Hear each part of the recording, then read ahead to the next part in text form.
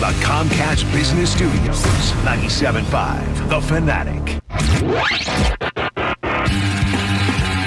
Now it's time to wake up. Kincade and Salciunas is on the air. Today's talk show for your morning drive. Obviously, I think we're all on the same page here that the Eagles deserve a little bit of patience, right? Let's say 2-2, 3-1, whatever. Style points they deserve patience on. Not on the record-wise, no. Just because they started out like crap last year doesn't mean that we should accept it this year. Broadcasting live from the Comcast Business Studios, here are your hosts, John Kincade and Andrew Salciunas. 97.5 The Fanatic and 97.5thefanatic.com. Yeah, you got to love it when imaging comes together. It actually makes sense for the show that you're about to do. I like that one. If you Only follow, took us a couple weeks. If you follow Kincade and Salciunas, the intro is usually something from the previous show or the previous week, but it's from the previous shows. That actually works for today's show. Good Wednesday morning, Philadelphia. Good Wednesday morning, Mr. John Kincade. We are a day away from kickoff of the NFL season, and of course, it starts in South Philadelphia when the Eagles host the Dallas Cowboys. But don't go unless you have a ticket to the game. Oh, we'll talk about that at some point. Don't go. Our elected officials are wonderful people. So that intro, it was a sort of a conversation in passing yesterday. We were talking about the defense and how we are all, or should be, willing to be patient with the defense, knowing that there are questions with the defense. But we saw what happened last year, the growing pains under the Vic Fangio system. It's not just learning a new system. It's learning a complex system. Anybody that has ever played in the Vic Fangio system will tell you how complex it is. And so last year there were new faces. Well, honestly, 11 players in a new Vic Fangio system. This year we have new faces. You have a new second corner, a new second safety. You have guys on the edge where it's not just about getting after the quarterback. There's stunts. There's guys that drop back into covers. There's a lot that goes on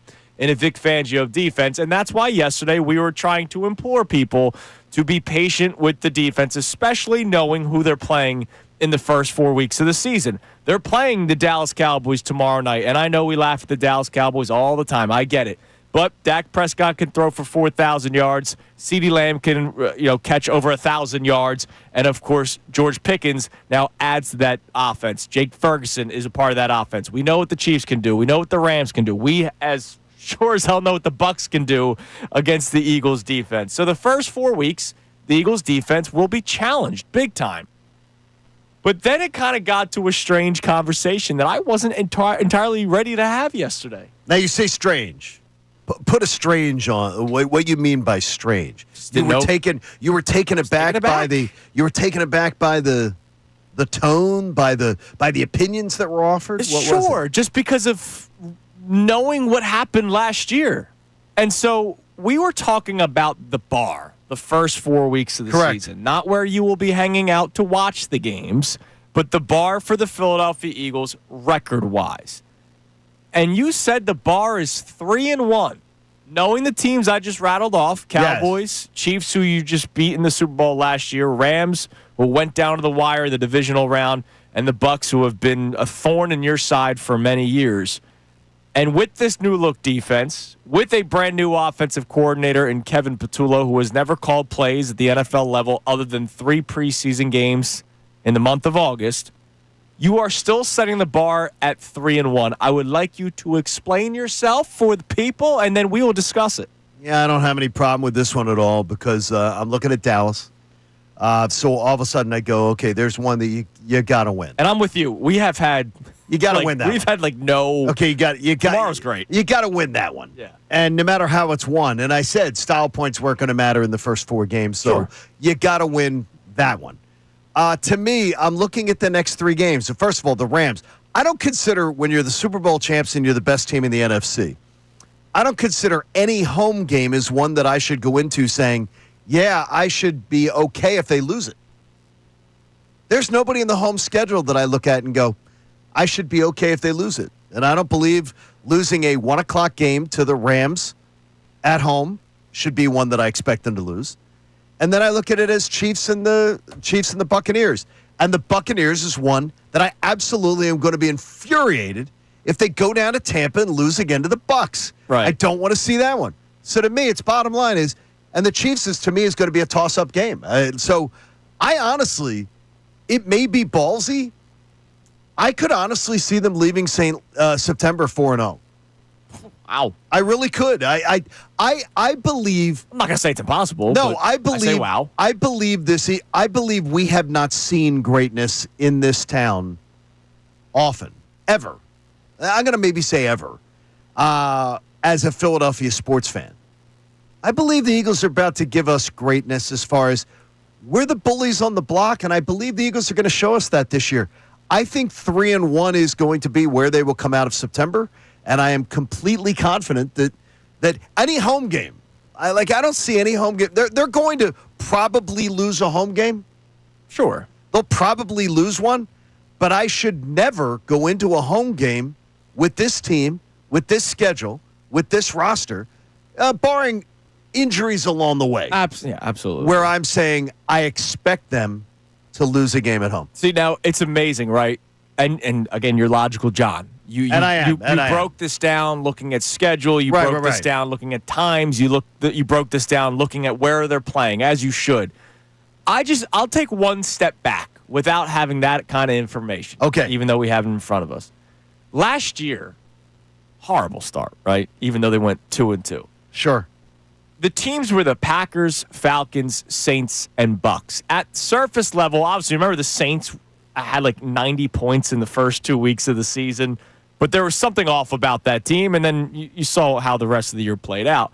But if I told you going into the 2024 season, Packers, Falcons, Saints, Bucks, that didn't strike fear to really many. No, it wouldn't. It absolutely would not have. In fact, I would have been more ballsy, more confident, more chesty about last year, even with the shaky team that the Eagles had from 2023, because that schedule was much softer. Right. Now, appeared much softer. Now, if I tell you, again, step back for this year, Cowboys, and look, I get it. We laugh at the Dallas Cowboys, and after they trade Micah Parsons, you should.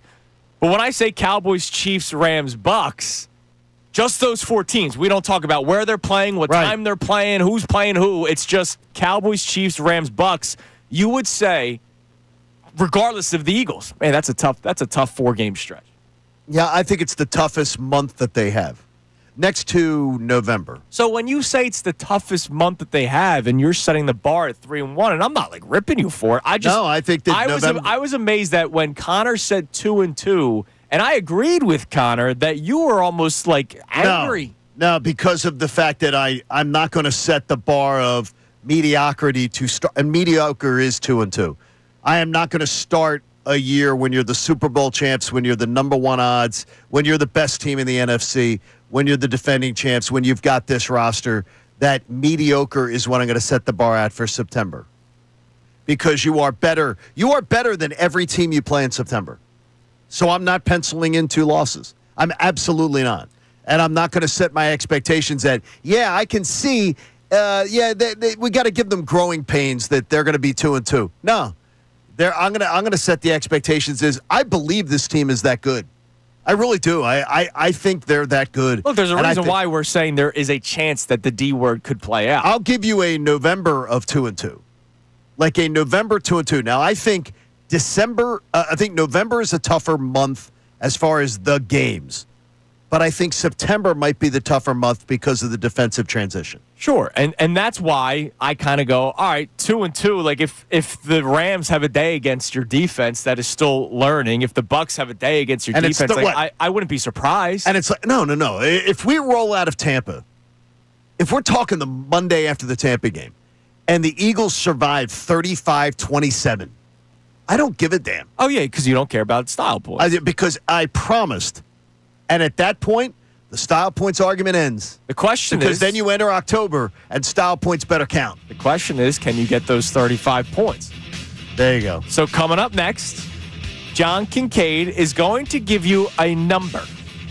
Nombre. A number of how many points he needs to see from the Eagles' offense in the first month of the season. So again... This new-look defense has to play the Cowboys, Chiefs, Rams, and Bucks.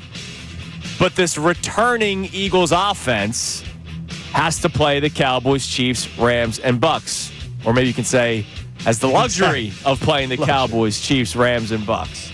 So what is John's number through the first month of the season? And then I'll ask him if he actually believes if he'll see it.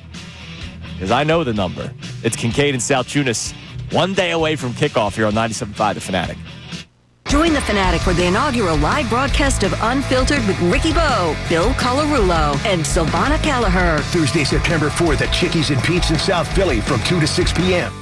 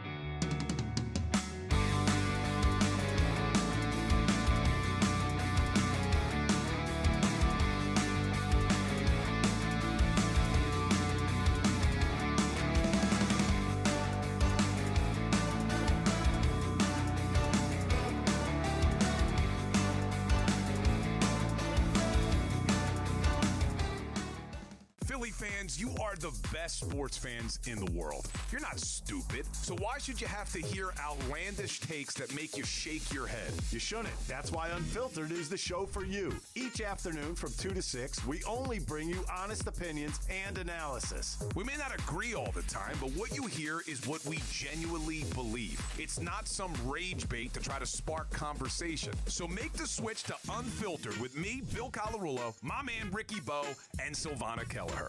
Every weekday at 2 p.m. right here on 97.5 The Fanatic and 97.5thefanatic.com.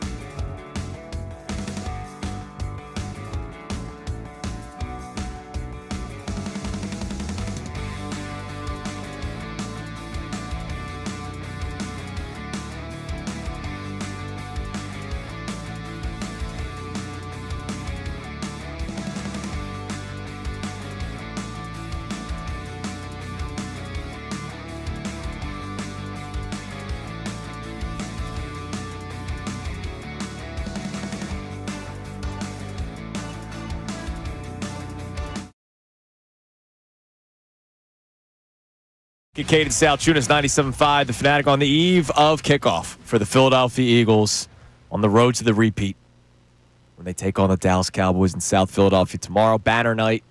We all knew about it except like one guy.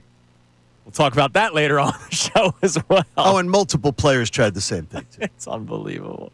All right, so you have a number, Johnny, of the amount of points. Now, are we saying offensive or team total? Because obviously an interception. This is offensive. Okay. Well, no, this is points scored by All the right, team. points because you could Points get scored, a pick right. six. Points You scored. could get a kick return. This is you points could have, scored. Maybe Jake the Leg has a resurgence season. I don't know.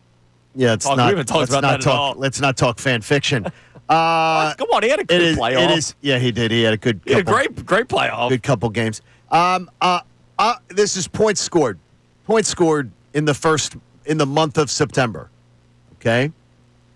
I put a number on it last year, remember? And remember the number? Remember during that stretch where I told you the Eagles had to have a certain amount of points, and I was looking at that number, and I said, I put 120 on it. Yes. And I said, okay, they got to get to 120, and they ended up getting like 80. No. They ended up touring. They made a run at it late, but they didn't get there. Okay, yeah. They got like 107 or something, 103.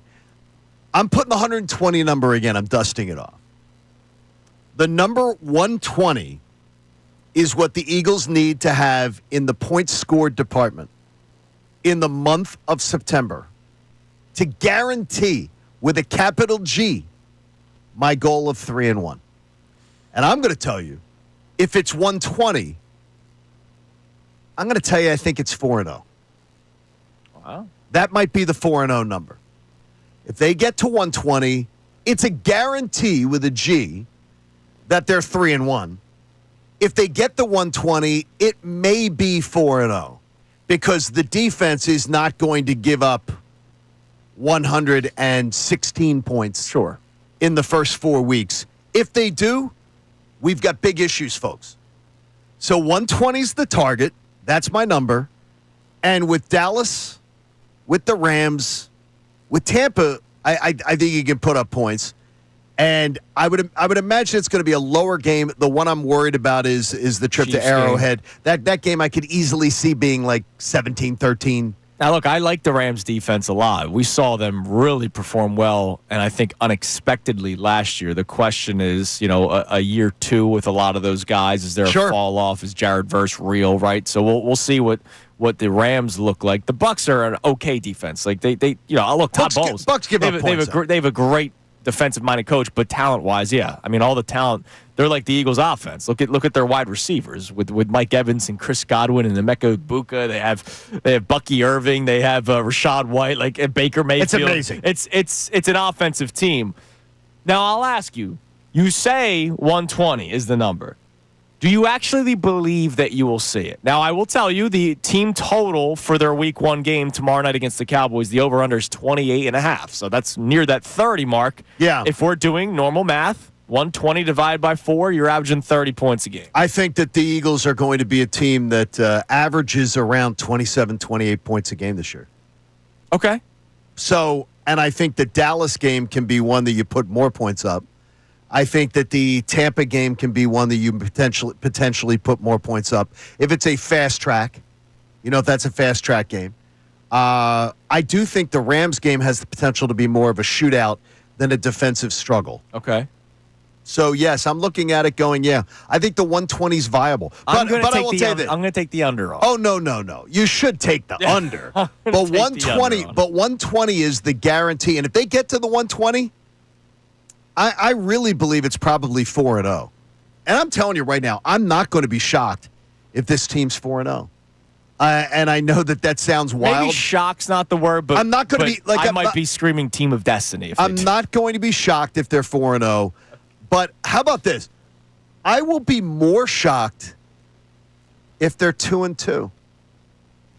Is that bold? That's bold and beautiful. That's bold. That's very That's bold. bold and beautiful. And look, I'm going to be more shocked if this Eagles team comes out 2-2 again, a second consecutive year, slogs their way through September, than I'm going to be if this Eagles team starts 4-0. Because that may need to be a poll. Because 2-2 is not good. That may be a poll. It could be poll time. When you're talking about the best team in football, Yeah. and we've had numerous NFL insiders come on this show and say to us that the Eagles are assumed to have arguably the best roster in the NFL. A 2-2 start in September that's not good. We shouldn't accept it. We shouldn't look at it as oh, it'll be okay. We got to give them a little time to get their feet. I think we got too used to Andy Reid Septembers. No, I get it, but we're also watching 3 playoff teams going up against the Eagles. I know the Eagles are the defending Super Bowl champions, but it's going to be a difficult start to the season. It is. You got a division game to start week 1, which you and I have no fear about at all. But then Chiefs, Rams, Bucks, that's a tough stretch. Well, I think we both look at tomorrow night as not a cakewalk. No, I think Dak's going to sling it a little bit. I think he is. I think Dak may end up having a better statistical night than our quarterback. You can text in at 610-632-0975 and answer that mini question for us. We'll put a poll up on it as well. John's excited. What would surprise you more, a 2-2 start or a 4-0 start? That's. I wonder where people would go with that. Also, John has the number at 120. 120 points in the first 4 weeks of the season. Guarantees you 3-1.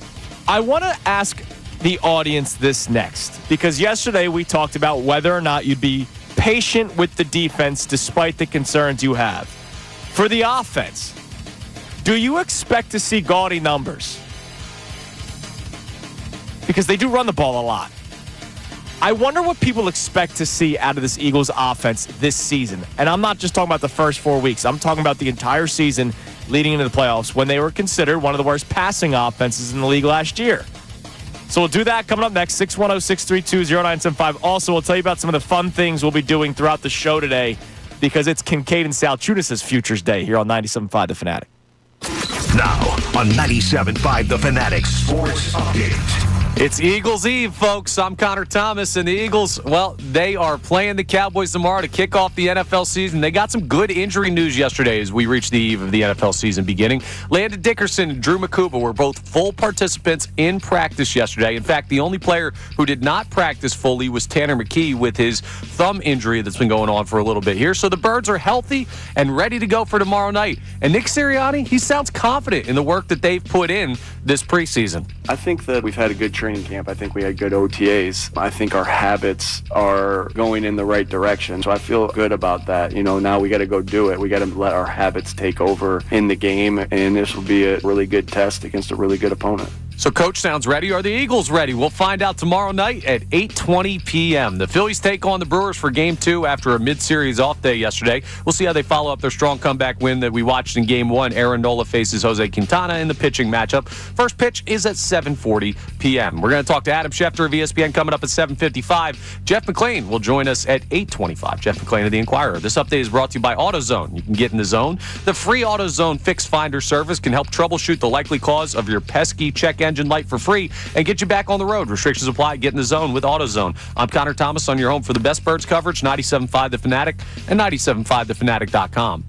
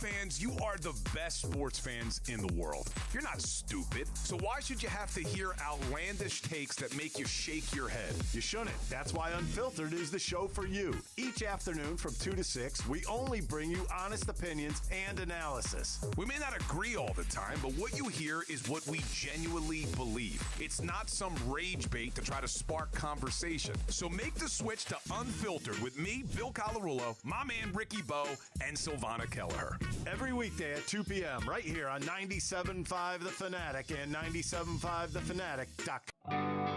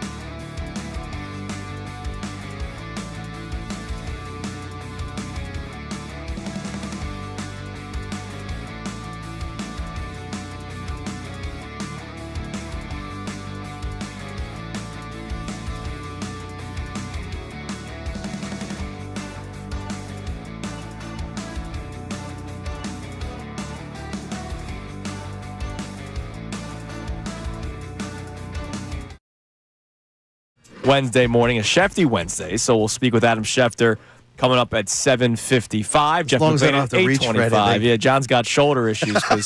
No, I don't, because I don't have shoulders. Yeah, John did shoulder day. Yes. And Connor, yeah. Connor, I can't reach for anything today. Getting some presses, some lat raises. He was working out with Coach Carter, man. Dude, weak in the shoulders. Hey, you'll get there. Weak in the shoulders. Everybody starts weak in the shoulders. That's why you build them. Weak in the shoulders. You're going to look like Dwight Howard in a minute. No.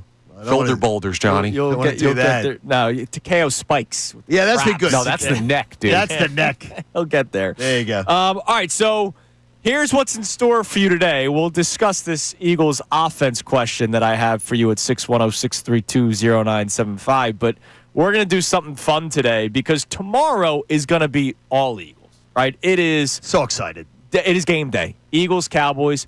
I texted John and Connor last Wednesday when I left the building, when I was heading toward vacation. John was already on vacation, and I kind of had the realization of, oh, my God, next week freaking rules. Not just the fact that football is back, but from a planning standpoint, and as John and I both are, we are planners. Yes. All right? And we share that common DNA. And it's weird, and guys, you can make fun of me all you want. I know, 30 going on 60. When I have a good plan in front of me, like I get excited about it. Plus, we also feel, I think you and I are both the same mindset that when we have a good plan, then the mind is free. Yeah, I feel free. Then you feel, I'm then organized. you're free to relax and do other That's why I try to tell Connor to stuff. organize himself every once in a while, and then you'll feel more free. Organizing's overrated. So we had, obviously, yesterday was fun talking about the Phillies and everything, but today is Futures Day. Tomorrow will be game day, and then Friday will be reaction day. But because Friday's a reaction day, we can't do all right, let's give our picks for the rest of the season, futures, all that kind of stuff. So today actually works out perfectly. So throughout the course of the show today, we will go through different futures bets.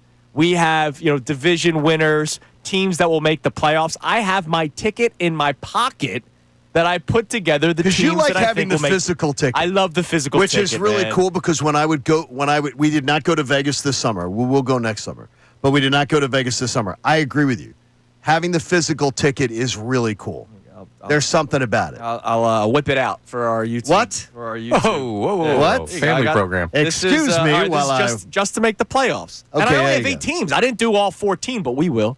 We're going to do a lot of fun things today. That sounds fun. With the futures bets, season leaders in passing, rushing, receiving, and then, of course, Eagles-related stuff because Johnny Betts over there, Johnny Tickets. I got my Bet Parks app loaded up for the season. He's ready to go. And so we're going to have fun with that throughout the course of the show. And I'm also going to give you all at home or on the car a task as well. Or y'all. There you go. But before we do all that, let's talk a little bit more about this upcoming Eagles season for the Philadelphia Eagles and their offense. So, what will the offense look this year? Now, Nick Serriani was speaking to the media yesterday, and when he wasn't talking about his come to Jesus moment that it will be banner night on Thursday night. Yeah, which is really incredible. Here was Nick Sirianni talking about sort of what has made Jalen Hurts the better quarterback that we've seen over the years, and he uses a phrase that I kind of laugh at because it makes sense, but at the same time, it doesn't. Take a listen. I think he's been so consistent for my 5th year here. That's why he continues to get better because of his consistency. So I just appreciate that from him.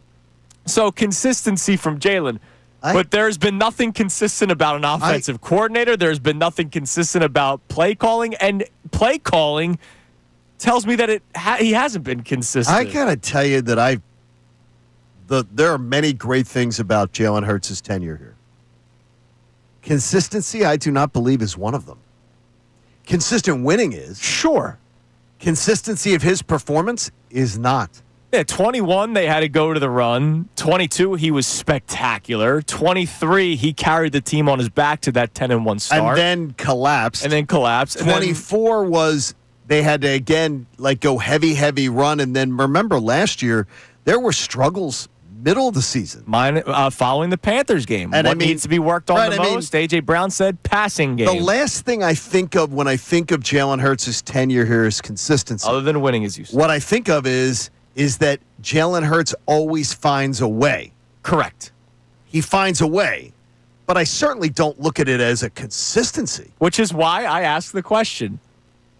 What do you believe the Eagles' offense will look like in 2025? Because I think that is a $1 million question. First off, we don't know who Kevin Patullo is. No, we do not. I know he was the passing game coordinator last year. Which means they were 30th in the NFL in passing. Right. So what's that tell you? Is he an offensive passing genius? Does it really even matter what the passing game coordinator does when it comes to the OC's job? Is he a guy that realizes what you have up front and the running back that you have? Do you try to limit the touches because of how many touches that running back, Saquon Barkley, had last season? I don't know what the Eagles' offense will be this year. I just hope it's a little bit more balanced. I'm just hoping that what they don't do is this. Is that I hope that the offensive line is going to be happy. I hope that they do not say to themselves, well, that worked last year. Everyone's going to be expecting it this year, so we're going to throw them the curveball. I do want to see a more aggressive, a more evolved offensive passing attack.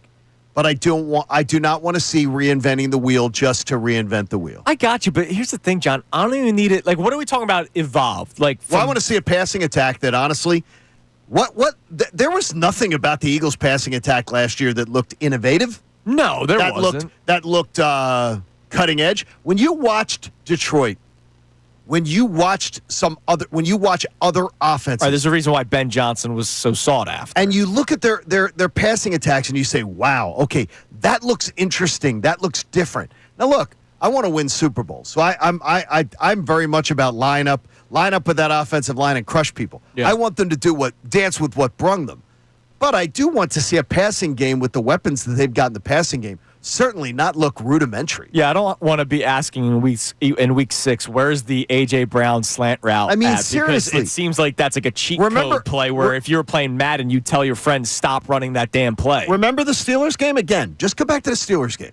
Remember the week before the Steelers game, all the vitriol about, what are they doing? Where's the slant route? Where's the right, and then they went out and did it in the first series. And we were all like, and then AJ, and then after the game, Jalen with the smug.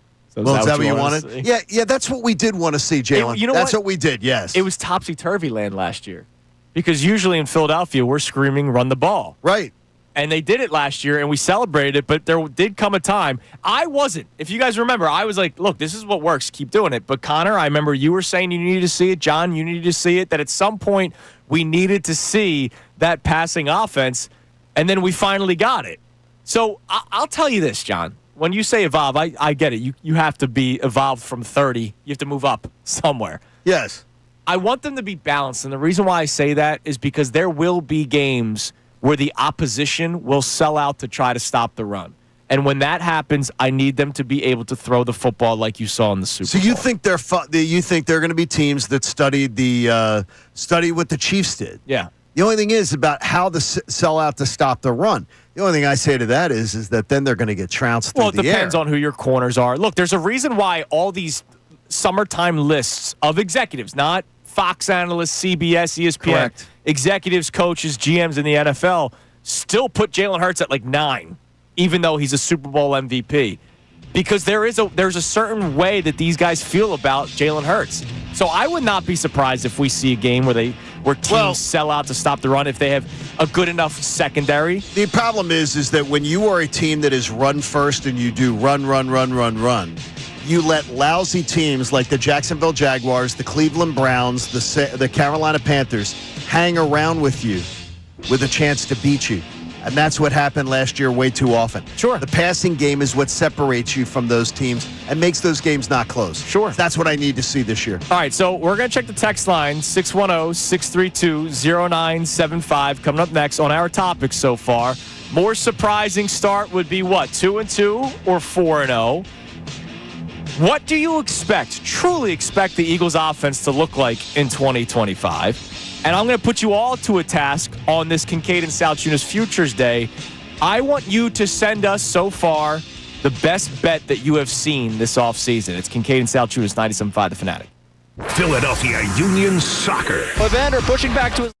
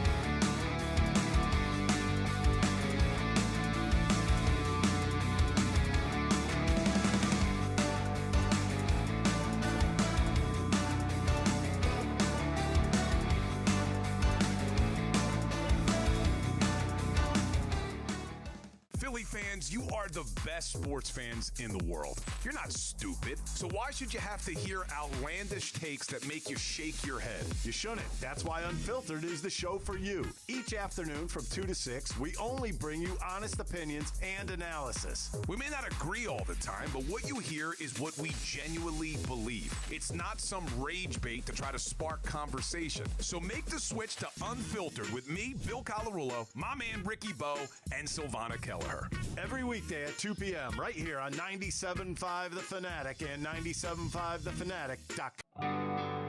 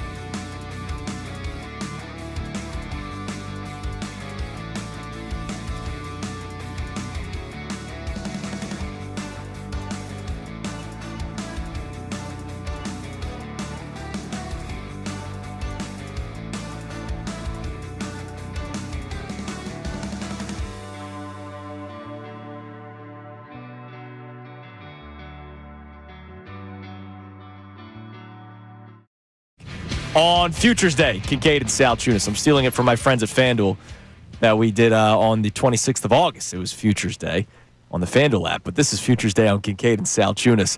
So we want you to text in your best bet because here's the deal. John, people owe us. Yeah, last year was pretty good. We were ridiculous when it came to our percentage of bets that hit last year. Props, games, it was ridiculous. We had a great year last year, fully documented.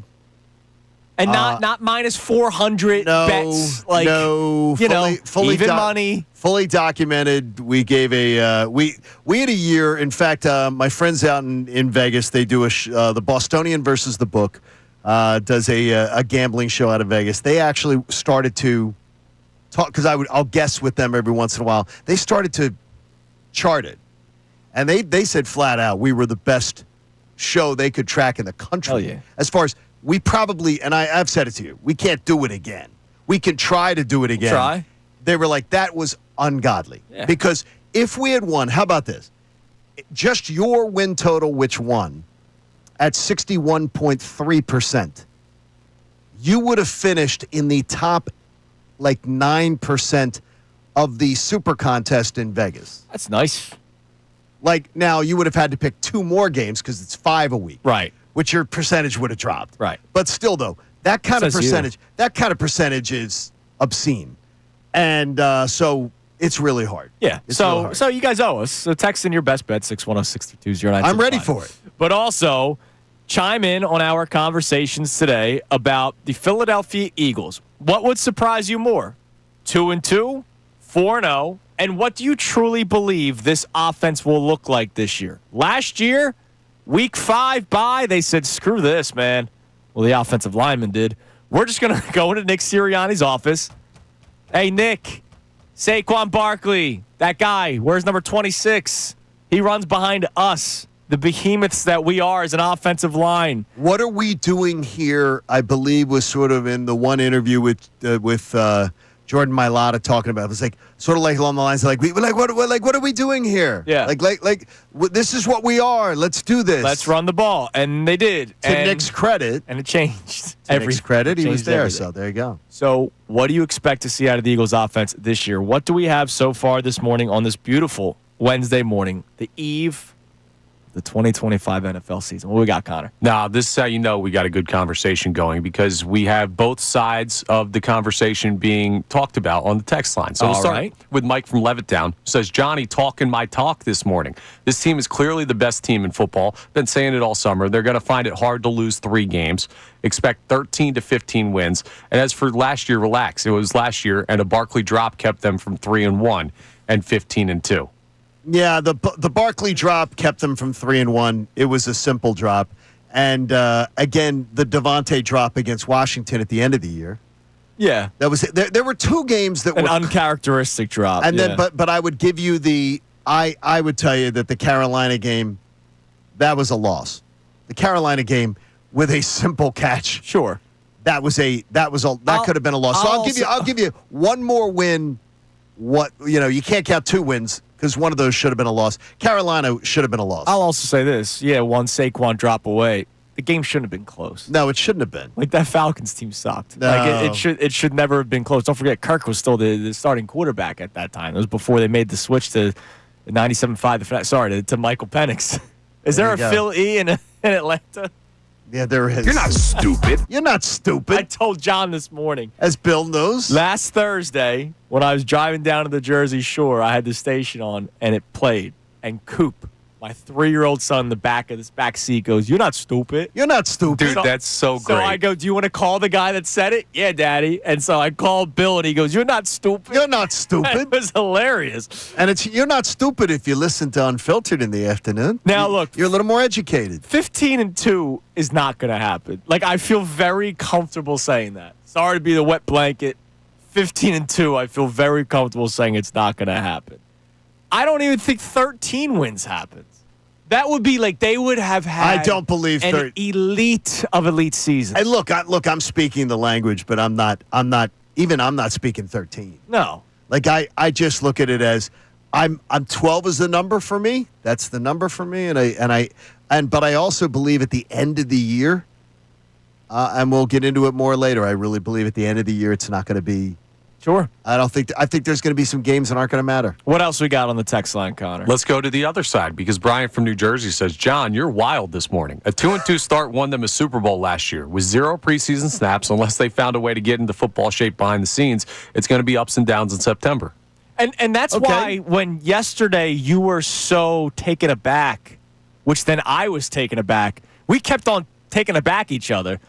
That sounds weird. That's really you sort of were strange. taken aback by Connor saying the bar was 2-2, and then you said the bar was 3-1. I was then taken aback by you for saying that because I'm like, dude, they won the Super Bowl last year, starting the season off 2-2, and we know all the issues with the defense. We know that there's going to be growing pains.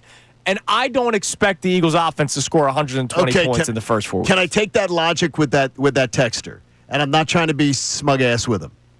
Okay, so he's saying with the no preseason snaps and everything like that. Could he tell me about the Cowboys, Chiefs, Rams, and Bucks if we're just taking September? Can he tell me about their preseasons? And how their first teamers did? And how many first team offensive snaps they took? Well, Matt Stafford doesn't have a back. And how many? That was what I'm saying is how many times was Andy Reid trotting out the first team offense of the Chiefs? The Cowboys. He usually does it. The Cowboys. The first team offense of the Cowboys. The first team offense of the Bucks. Let's not do this. This is not. These other teams weren't doing this either. This is not it. The Eagles absolutely have a plan. But a lot of teams have almost the exact same plan. And if you're going to tell me that, well, they took 8 snaps together. So they had 8 snaps. So that's a big difference. Stop it. Stop it. You want to know Patrick Mahomes? Let's see. Did he play in the second preseason game? He didn't. I don't think he did not. You want to know what his stat line was in the in the first Didn't he have 4 preseason snaps? game?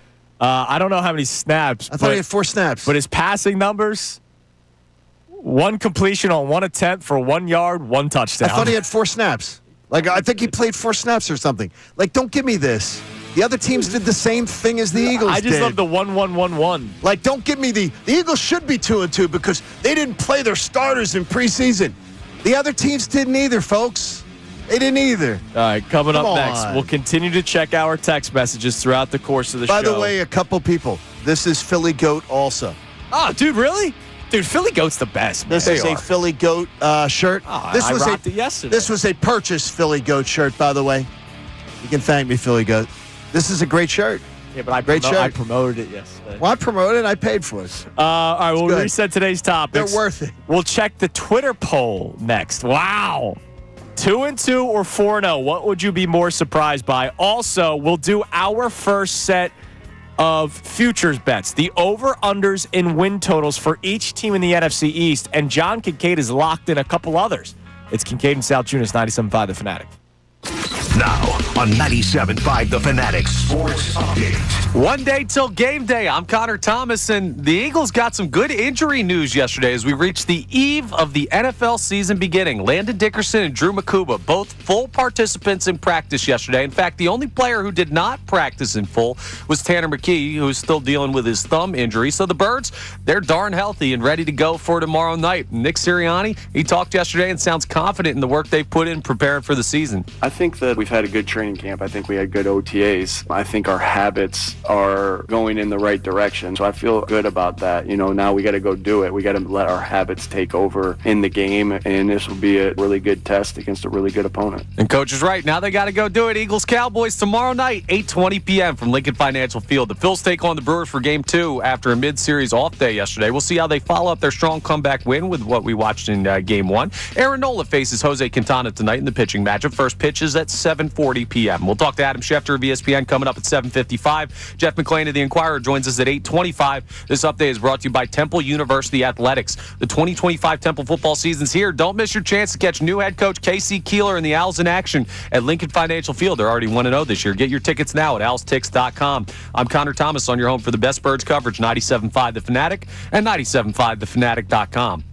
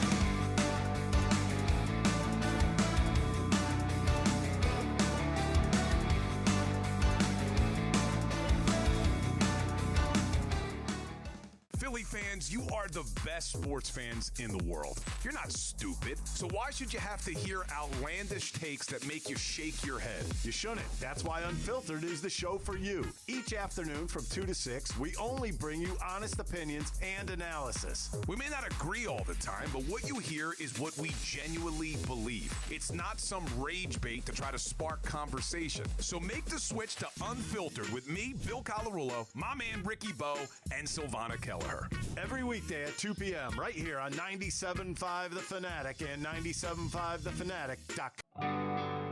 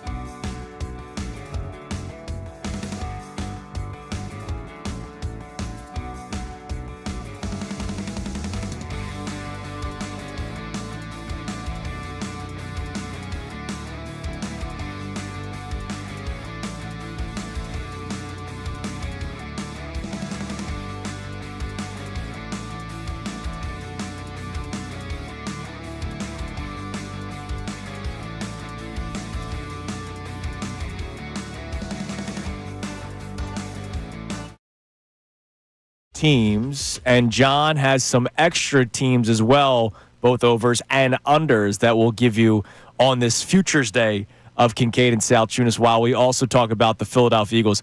Real quick, I was looking at our YouTube chat during the commercial break. Shout out YouTube as always. YouTube. We have somebody on our YouTube chat, Renee.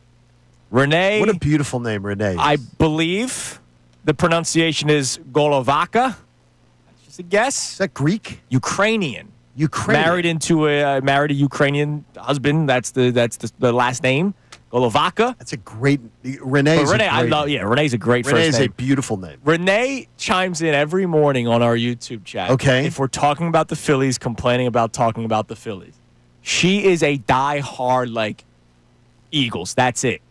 Philadelphia sports fan, but diehard Eagles. It's Eagles and really not much else, it seems. Okay. And so when we started talking Eagles right away, she's thrilled. So, Renee, today's for you. Renee's a happy camper this is a big morning. day for Renee. All right, Renee, tell us what you do. She's listening at 6 in the morning and everything like that? I'd be interested. Tell us what you do. I have that information. Oh, okay. I'd like to know what Renee does. Why not? Because that's 6 in the morning. That's good. I'm always fascinated when people say that they listen. I met a bartender last week who said that they listen. Yeah. I said, when they listen, he goes, he says he listens, he drives a shuttle, and he listens on the shuttle as best he can. Yeah. And he finds Connor very amusing. Who doesn't? Finds Connor there must very be another amusing. Connor. Who doesn't? He thinks that we both he thinks that we both are a little older. And I laugh because I'm like, Andrew's probably maybe 2 years older than you. Yeah. And he says, yeah, he goes, Connor he goes, I like it how Connor gets you guys going. So that's good. Sometimes because we think what he says is ridiculous. I like to rile the boys up. All right, so here's what we have been talking about thus far this morning. The bar for the first 4 weeks of the season. Yesterday, Connor said 2-2. John was taken aback. He said 3-1. I was taken aback that John said 3-1. I'm shocked that people would be taken aback by saying 2-2 is unacceptable. So we have the Twitter poll up and running. Connor, would you like to have at it for us here? Absolutely. Now, first, we have to do the natural Kincade and Salciunas process of is the Twitter poll skewed or not? Okay, let's do that, yes. It's the Kincade process. It's the Kincade process. Let's be honest. That is the truth. All right, here's the Twitter poll. Through the first 4 weeks of the season, would you be more surprised if the Eagles started 2-2 or 4-0? That's perfectly worded. Good. That is like, you know what? It sounds like you went to a D1 college, the way you wrote that. You're smart. That's excellent. Anyway, our results so far with over 200 votes on this one, people getting in on early. 63% of people saying they would be more surprised by 4-0. 37% saying 2-2. So more people would be surprised by your outcome, John. Yeah. And the reason why I didn't want to throw 3-1 in there is because No. everybody Right. would say 3-1. I would imagine because I think most nobody people- wants to yeah. be nobody wants to be too confident, but nobody wants to be the guy that says 2-2. But I think nobody wants to also be 4-0. Like, I think people are afraid. I think people are afraid in this town far too often to embrace greatness. And I've always thought that about this. I don't think it's fear. I think it's just not knowing it. No, I do. I think it's fear of I don't want to be disappointed. I'm afraid of being disappointed. I'm afraid of being let down. I'm afraid that they're not going to live up to expectations. I'm afraid that this team's not as good as I think they are. I don't want to get my hopes up. I think it's the biggest wussy mentality I've ever heard in my life, and I think far too many people embody it. But here's for the a town deal. that's supposed to be so tough, I think so many people embody it. I don't want to get my hopes up. I don't want to get my hopes crushed. I don't want to have, oh my God, we may play the Mets in the postseason. I'm afraid. Well, it drives me crazy. I am afraid. Drives me nuts. But is it fear or is it just? It's fear. No, but is it also not knowing? Like, let's face it, John. When the Eagles won Super Bowl 52, I don't think anybody was screaming this could be a dynasty. Like, nobody was. No. People were just happy that they won and didn't care about the next year. I personally didn't think it. I didn't expect them to go back and win another one. Whereas this team, I legitimately expect that they could be, I believe that they can be back in the Super Bowl either this year or next year and be Super Bowl champions again. And then all of a sudden, we're talking about 3 Super Bowl appearances, 2 Super Bowl victories in a span of 5 seasons. And this is the first time in our lives where we're actually saying they could be a dynasty. I just say to people again, and I did have this conversation meeting a lot of people last week down the shore that wanted to talk some birds that came across. Can you tell me the team that you think in the NFC is the Super Bowl team if it's not the Eagles? I just wonder Lions roster wise, but I just don't know. I don't have enough information on their coordinators. Yeah, I mean, I'm going to say, okay, so if you say you don't have enough there, so, okay, if you didn't say Lions, is there another team you say is the Super Bowl team?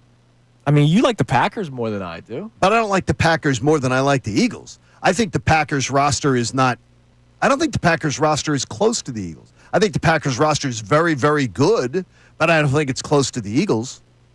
Like, I mean, I don't know the roster that we should look at in the NFC and go, that team – man, it's Eagles. Right. It's Eagles and them. Well, Lions roster, I just don't know. Lions roster looks good. Yeah, it does look good. I don't know who There are just a couple teams with like a break here or a break there that I think could be in contention. The Niners, I think, are a dark horse because the Niners have the easiest schedule on paper. Again, everything's on paper. Easiest schedule on paper. It's just whether or not they can stay healthy, which obviously that's what plagued them last year. I think they're a dark horse. The Rams are still going to be the Rams if Matthew Stafford's back holds up, but that's something that that's why I have not been so high on the Rams because I don't know what Stafford's like. But when you think of the Rams, do you think of Rams it's this is great for radio, by the way, when I'm holding my hands. Even with the Eagles. Yeah. I don't. Here's the thing. They don't play the Eagles 17 times. That is the truth. Because I don't. I think that I think their passing attack is better because of the way their quarterback plays. Yeah. And I think that their defense, we'll see, can they take that leap forward in year 2 for a lot of these guys, year 3? I do believe they're Well, they were the youngest defense last year in the NFL? They were the youngest and the cheapest. And now the Eagles are the cheapest. And one of the better. And now the Eagles are the cheapest. How about that? All right, you're listening to 97.5, The Fanatic, WPEN, WPN, HD1, Burlington, Philadelphia, a Beasley Media Group station, broadcasting live from the Comcast Business Studio, powering possibilities. Give us a text message, Connor, and then we'll roll through the over-unders for the NFC East teams and the extra ones. John did extra credit. So We've got Phil in Jersey checking in, who says John is hitting the nail on the head with what he's saying this morning. It's the exact reason why everyone was on eggshells during the Super Bowl. When we were up 30, we still have that mental holdback of seeing greatness. Yes, I think it is. I think this mentality, and I've lived it twice as long as you guys have, for the most part. I think this town has oh my gosh, I'm afraid we've never been the great team. We've never been the team that's expected to be potentially dynastic. We've never been the team that's supposed to be the bullies on the block, and we don't know how to handle it. I've waited my whole damn life for this. I've lit a candle in church for this. Don't tell Father Riley. But I mean, I've prayed for this my whole life. I've waited for this. I'm embracing it. I'm not going to be like, yeah, well, this could be bad, and this might not happen, and they might go 2-2 in September. I refuse to ride this wave mealy-mouthed. I'm not doing it. Okay. Just not doing it. All right. I believe too much in this team, by the way. We'll start with NFC East teams before we get the rest of yours. Sure. The New York Giants, they have the lowest win total of 5.5 is their over-under. I think it's a great number because when I did this exercise before looking at the lines, I said to myself 5 or 6 wins. And so now I'm trying to figure out, do I go over or under? I'd go under. I would go under on the Giants. I'm going under as well because of the strength of schedule. They Their have the hardest schedule's schedule. nasty. Oh, yeah, that's right. Their schedule's nasty. I mean, I could easily see the Giants being like 1-8. All right, I'll go. So we'll go under across the board. The only reason why I was hesitant is like, can Russell Wilson win 3 games, and then do they get that like breath of fresh air whenever they go to Jackson Dart? Okay, here's where I'm going to just give it to you, just as for the audience who might not be listening along the way. At the Commanders, at the Cowboys to start. Okay, that's rough. Could Russell steal one of those? Sure, he might. I doubt it. Versus the Chiefs, versus the Chargers, I doubt it. At the Saints versus the Eagles, he could win one of those. At the Broncos, at the Eagles, he's not winning one. I think that they could easily be like a 1-8 team. I love that you're doing W's and L's right now. They could really be bad. No, with them, I'm just doing L's. It's easy to just do the Giants because it's just L's. All right, we'll go under across the board then. You take note of this in your spreadsheet. He already has the 2026 Phillies schedule, by the way. No, of course. I have all the NL East teams. Of course he does. Come on. You're going to have to do a new one soon when they relocate all the teams. Exactly. Dallas Cowboys are at 7.5. See, earlier when these numbers came out, I said like over because I could see them winning 8 to 9 games. But now that Micah Parsons is gone, I just don't know what that defense is. I really don't. So I guess I'm going under, but like at 7. Like Micah Parsons. The number 7.5? Yeah, the number 7. I'm going over. So you're going over. I'm going under. Vibes strictly. I was over until Micah Parsons gets traded. I'm going over. Okay. Yeah, I think the Giants suck, which helps. That's 2 wins, maybe. Which helps. They're at the Raiders. They're at the Panthers. They're at the Jets. I think Commanders is always iffy with them. What happens there? I could see them easily eking out an 8th win. Yeah, I'm going to go over with Dallas. Okay. Commanders 9.5. I will go over, but at 10. Dude, we're on the same wavelength to that. Yeah, I'm going. Right. Yeah, I'll go 10. I just don't see them being 9 and 8. Like even though I think they take a step back this year, I'll go 10. I'll go 10 and 7. I don't see a 9 and 18. 10 and 7 for the Commodes. Okay. So 11 wins the division. We're all comfortable with that? 11 wins the division, but the Eagles are winning more than 11. Well, their over/unders 11.5 as of this morning. I already bet it. I bet it on my Bet Parks app. Screw it, Johnny. I'll you joining me? I'll join you. I'll say. What about you, Connor? 12 wins. All these numbers are ridiculous. Or do you not like the 12? Oh, I'm just right on the line there. I don't love the 12 because I think when we did our W's and L's, our version, Connor, I think I had him at 11 wins. Andrew's version. Here's the only reason that the 12 scares me is that I do think this year 12 could get you the 1 seed in the NFC. And I do believe at the end of the year, I think there is a chance that for the Eagles, the Commanders games won't matter at the end of the year. And the last Commanders game and the Bills game might not matter to the Bills. So, well, then that helps the Eagles. But then you could end up saying the Eagles rest people and lose. That's why the 12th is iffy to me. Yeah. I'll go over. We'll make it a sweep because I believe in this football team, but I think the lines are really darn good. No shocker from Vegas. Yeah, they do a good job, don't they? Absolutely. All right, coming up next, I want the other ones. How many more? How many do you have? It takes me 2 seconds, but I got 3 overs in the league and I got 3 unders in the league. All right, we'll get those next because this is Futures Day on Kincade and Salciunas. Not just Eagles related. It's NFL wide, but also I heard an answer from Jalen Hurts yesterday that got me excited because I truly don't know the answer yet either. It's Kincade and Salciunas, 97.5 The Fanatic. The summer's here, and you know what that means.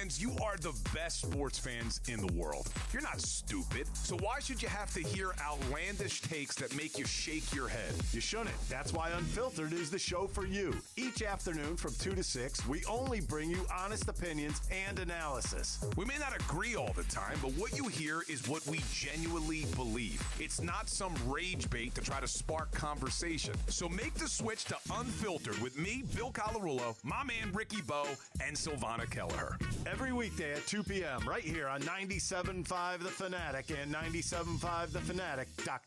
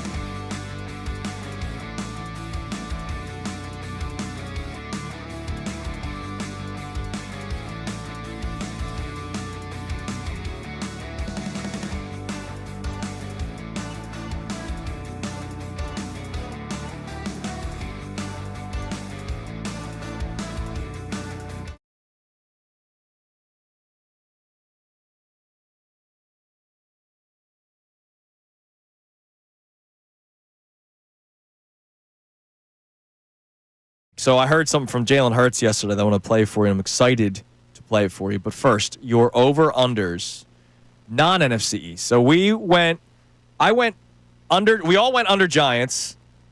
Connor and I went under Cowboys because of the Parsons trade. You went over. It's 7.5. Yes. We all went over Commanders, 9.5. They're not a 9-win. They're a 10-win team. And then we all said over Eagles at 11.5. These numbers are spectacular. So we'll keep those in lock and key and have them for the end of the year. What do you have for other teams in the NFL? Okay, really easy, really, really fast for you. Just if you want to keep notes, if you want to bet along with me. By the way, last year, 4 out of 6 of mine hit. Okay. So I had 2 winners. I had 2 losers on my overs, 2 winners, 2 losers on the unders. So my team overs, I already gave you one of them. I went over 11.5 with the Eagles. All right. I went over 9.5 with the Tampa Bay Buccaneers. I like that one. And I went over 9.5 with the Cincinnati Bengals. I think the Cincinnati Bengals over 9.5 is way low. They're in a big-time year, so I'm with you on all those. I think it's way low. You don't like it, Andy? I don't. Who's playing defense? Yeah, but I think it's way low. Who cares? Look, I don't think the Steelers That's are. why. I don't think the Steelers are legit even with Aaron Rodgers. Okay. I don't like that division with the Browns. I think the Ravens are clearly the class of that division. I'll take the Bengals to get 10 wins, 10-7. My team unders. I am going. These are going to be surprise some people. First one, Lions under 10.5. I think the Lions are going 10-7. That's a huge drop off. I don't buy it. Lions are going 10-7. Unless the coordinators are that bad. Lions are losing 7 games this year. They're going to. The Packers are going to be better. Packers are going to be better. Bears are going to be better. NFC is going to be better. Lions are going to take a step back. They're going to be under 10.5. All right. Chiefs under 11.5. And they might still be in the Super Bowl, so it won't Chiefs matter. are going to be 11-6. Like I think they're going to be 11-6, but I'm not going to go to the Super Bowl. They're going to. The Chiefs are going to be. They're not going to the Super Bowl, by the way. But they're going to be under 11.5, and Broncos under 9.5. You're not buying the Broncos. No, I am not buying the Broncos at all. Not in the least. I watched Bo Nix from the time he was recruited out of high school. Yeah. I like Bo. I like his dad's a nice guy. But no, I think the Broncos are taking a step back. So I'm going under 9.5 with the Broncos. You're not a Bo-lever, man. No, I'm not. Man. No. I'm a believer that they're going to be immediate. There are people that have them winning that division this year. Wow. I love the pick. I think the Chargers win the division. Yeah, I love the pick on the Chiefs. The other two sketch me out. Rashawn Slater being out's That's a big one. big loss for him. All right, so Jalen Hurts speaking to the media yesterday, and he was asked about what he has been able to accomplish and how he is always changing. Right? Do I have to throw the ball? I'll throw it. Do we run the ball? We'll run it. And that's why we love Jalen Hurts, because all he wants to do is win. He doesn't want to be this 4,000-yard passer unless he needs to be the 4,000-yard passer. Here was Jalen Hurts talking about what to expect with the Eagles' offense this season. Whatever it takes to win. I think definitely, whatever it takes to win. Ultimately, we follow the direction and the head of the coaches. And so whatever direction they lead us in, that's what we do. And we evolve if needed. Kind of like you escalate it if it needs to be escalated. But we don't know who we are right now, so we just want to go in and have a really good week of prep and go out there and try and establish what we want to be. I love the line of "we don't know who we are yet." Usually that would freak me out, John, like not knowing an identity. But because I was screaming from the mountaintop since before the season started last year that they needed to run the ball, which I think I was screaming for a lot of Philadelphia fans to run the football with that offensive line and Saquon Barkley, and I was glad that there was a coup among the offensive linemen going into Nick Sirianni's office. But then we saw in the NFC Championship game and the Super Bowl that Jalen Hurts can still drop back to pass and win a football game. They are too good offensively to be able to stop one thing. We now know that. And so I don't know what the overall strength of this team will be, but it kind of goes back to what we talked about in the 6 o'clock hour. I just want to see them be balanced, more balanced, so that when it comes time to a team trying to take away the run, they can throw the football well. If they try to take away the pass, they can run the football well. I don't know who they are, John, and I'm excited to find out. Hunt asks a question. His name is Hunt. Hello, Hunt. He asks a question. Do you think, as to the slow starts, do you think that the performance that we saw against the Commanders or the Chiefs could ever have happened in the first half of last year? No. Yeah, I don't think so either. No. I never why thought they of needed it. to But run I never the ball. but I never thought about it.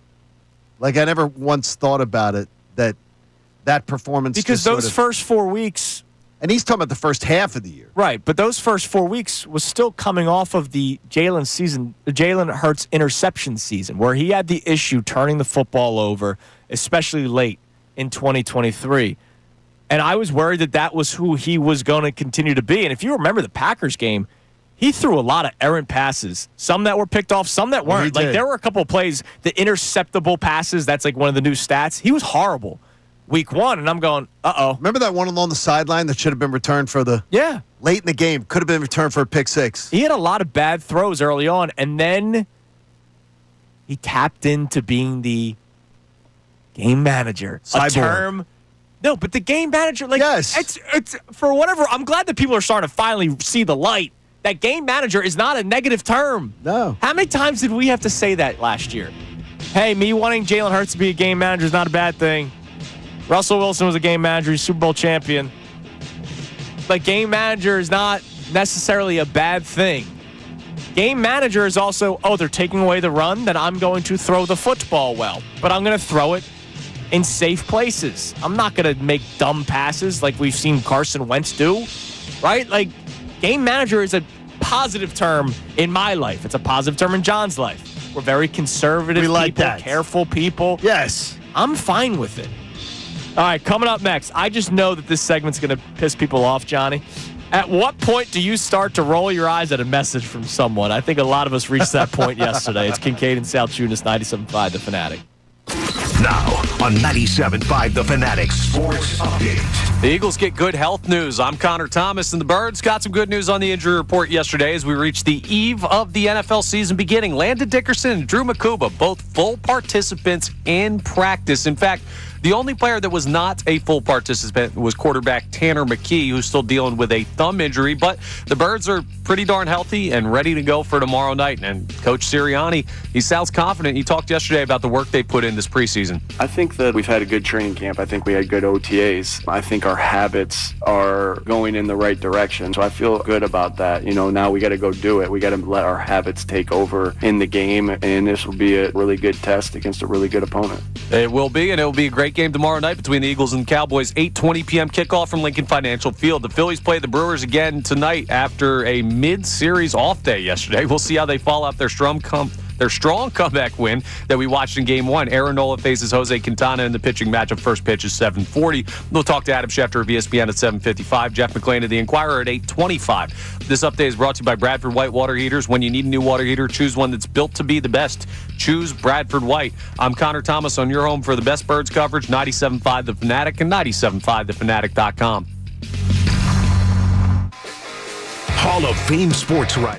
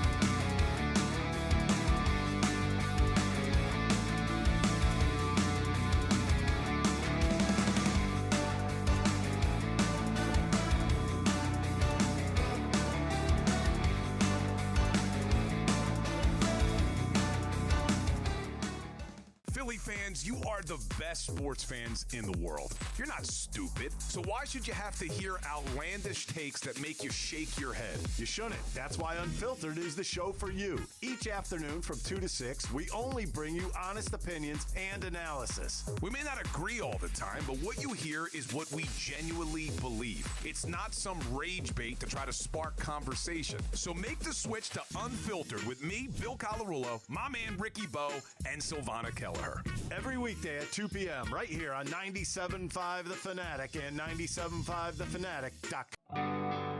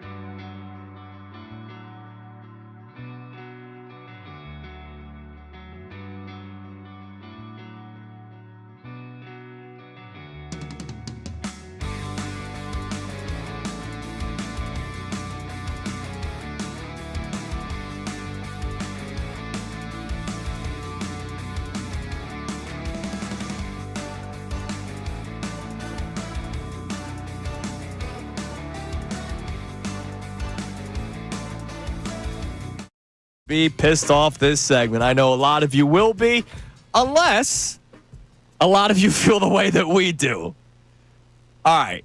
So tomorrow night is kickoff. Eagles, Cowboys. They open up the entire slate of the 2025-26 NFL season. It is the road to the repeat for the Philadelphia Eagles. And if they can accomplish that goal, we will start talking about dynasties, right? But before we do any of that, we have to watch the banner be shown for the first time to the public eye. Yes. Tomorrow night. Which just is moments before kickoff. Yes. By the way, I love that Boys to Men will be singing the national anthem tomorrow. You do? However, they are not Eagles fans. Yeah, they're not Eagles fans, and I don't know why you love it. Well, because they sing beautifully. They do sing beautifully. I don't care if you're an Eagles, sing. No, they sing beautifully. I've seen them. I saw them at an event once, and they were fantastic. Yeah, I know they're not Eagles fans, but they're sing not beautifully. Eagles fans. Yeah, but I don't care. They'll get that crowd going. Well, oh, dude, yeah. but they're not Eagles fans. There's no Eagle fan that wanted to sing. There's nobody from Philly who's a singer who wanted to sing. Well, Taylor Swift was available, but then she got engaged and all of a sudden pretended to never be an Eagles fan. That fraud! You too, Mr. Swift! All right. Bring them on, dude. Bring them on. They're frauds. That entire family. We got bigger fish to fry. So, Banner Night is tomorrow night. We all knew it. Ever since the Eagles won the Super Bowl, yes, we knew that they would host the opener, and it would be Banner Night. We all knew it. We all knew it. Everybody knew it except one person. Here was Nick Serriani yesterday during his media availability talking about Banner Night. I didn't know it was Banner Night. We won't be out for that. All right. So first off, you're full of crap. I mean, seriously. You didn't know it was Banner Night. Oh, you didn't know it was Banner Night to the point where you're going to keep your players off the field from it? But he knew that. Yeah, exactly. He knew that. Look, this shtick. I know. This shtick has gotten really old. So I put this out yesterday on social media, John, because I'm not whatever. I said, part of adulthood is learning that I may roll my eyes at things, but if it makes other people happy or keeps them motivated, have at it. Like emotional support stuffed animals. But come on, man. No way you didn't know it was Banner Night. It's jumped the shark. The whole I didn't know it was Banner Night thing, and the Super Bowl was last year. That doesn't exist. That team's gone. They're acting come on, just stop. Stop with this. Now the reason why I roll my eyes at it so much is every interview that these players have to do for the national games. So tomorrow night, national game on NBC. They will be a Fox game of the week. They will be a CBS game of the week. The next week, they're CBS. Right. The Chiefs game, they're going to be on national TV on a Thursday night game. There'll be the Black Friday game. They're going to be on national television, 8 times maybe this year? Sure, if not more. A lot. Yeah, all over it. Every time they do it, they're going to have to do those pregame media stuff, even though a lot of it's taped in the preseason, I get it, where they talk about the Super Bowl, what it meant to them, and what's motivating them to get back to it. So you can't just ignore that it happened last year. Now, this may motivate them, John. Go for it. But it doesn't mean I don't have to, or I can't roll my eyes at it. And look, the Eagles were not out on the field in 2018 when they showed the banner, when the banner was out there in 2018. So it's something that with Doug Peterson's team wasn't out there on the field at that time either. There was also, though, the lightning issues that night also. But okay, if they don't want to be out there in the field for it, I guess I get it. The acting like you didn't know it existed, the acting like you didn't know it was Banner Night, come on. At some point, drop the shtick. Drop the shtick. Yeah. Say, how about just saying this? Again, this is a very simple answer. Banner Night is for the fans. We had our ring ceremony. Yeah. That was it. We put it behind us. We're proud to have put that banner in there, but that banner's up there for the fans. And when the ball say that. And when the ball kicks off, yes, it's the 2025 Philadelphia Eagles. Yes. Come on now. It just makes me laugh. Now, the other thing that could piss people off is something that you are taking exception with. So tonight, when the Phillies are playing the Brewers, we will also have a special program. I got it recorded. I'm going to record it because tonight. Phillies Brewers, I'll probably be watching more I believe of that. takes top billing over a highlight Correct. video. The 2024 Philadelphia Eagles video debuts tonight on NFL Network. Which I love. By the way, they Prime do time. they do such like I love watching it even when it's not the Eagles. Like they do such a good job at telling the story and the Super Bowl and all that kind of stuff. But the Eagles is today. But you are taking Well, they're hyping it now. They're hyping even the preview of it. One of the best teams in NFL history, all time in NFL history. Damn right, yeah, Harold. Damn right they are. You mean that is clear? You mean did they say revisionist history or are they saying history? Because last January, this year, the Ravens, Bills, Chiefs, and Lions were all expected to win the Super Bowl more than they were. So you weren't one of the greatest teams in history. Last January, Ravens, Bills, Chiefs, and Lions were all expected to win the Super Bowl more than you were. So What does that matter? well, you weren't one of the great. You weren't. No one even was looking at you that way. John, let me ask you Then you something. played, by the way, you scraped by the Packers. You literally survived the Rams on a slipped player slipping in the snow. Sure. You were underdogs in the Super Bowl. All right. You weren't. You can't go back afterwards and say, well, on second thought, they were the greatest team of all time. No. If I Vegas not. told you, that Jennifer Aniston wasn't hot, would you believe him? No, I wouldn't. Trust your eyes. All right, so I'll go a little bit further with the life talk. Okay. 'Cause I'm a married man. Right. Connor. So you're going with the hotness scale. You went with and by the way, you go Jennifer Aniston? She was 1-1 back in the day. No, but She's back still in the day, beautiful. what are we She's doing? still- I she's thought still this was beautiful. today's talk show. She's still beautiful. That's No, there she's still is. beautiful. Oh, come Jen, on. give me a call. John, Zalika Silver. John, you are happily married. I'm happily Yes. married. So maybe we are absolved from this conversation. But there are definitely men and women out there Yes. that had a significant other at some point in their life. And maybe just something happened where they did not end up getting married, right? Oh, yeah. Maybe you had a Sure. long-distance relationship too tough, right? Or Yeah. just not ready to commit, whatever.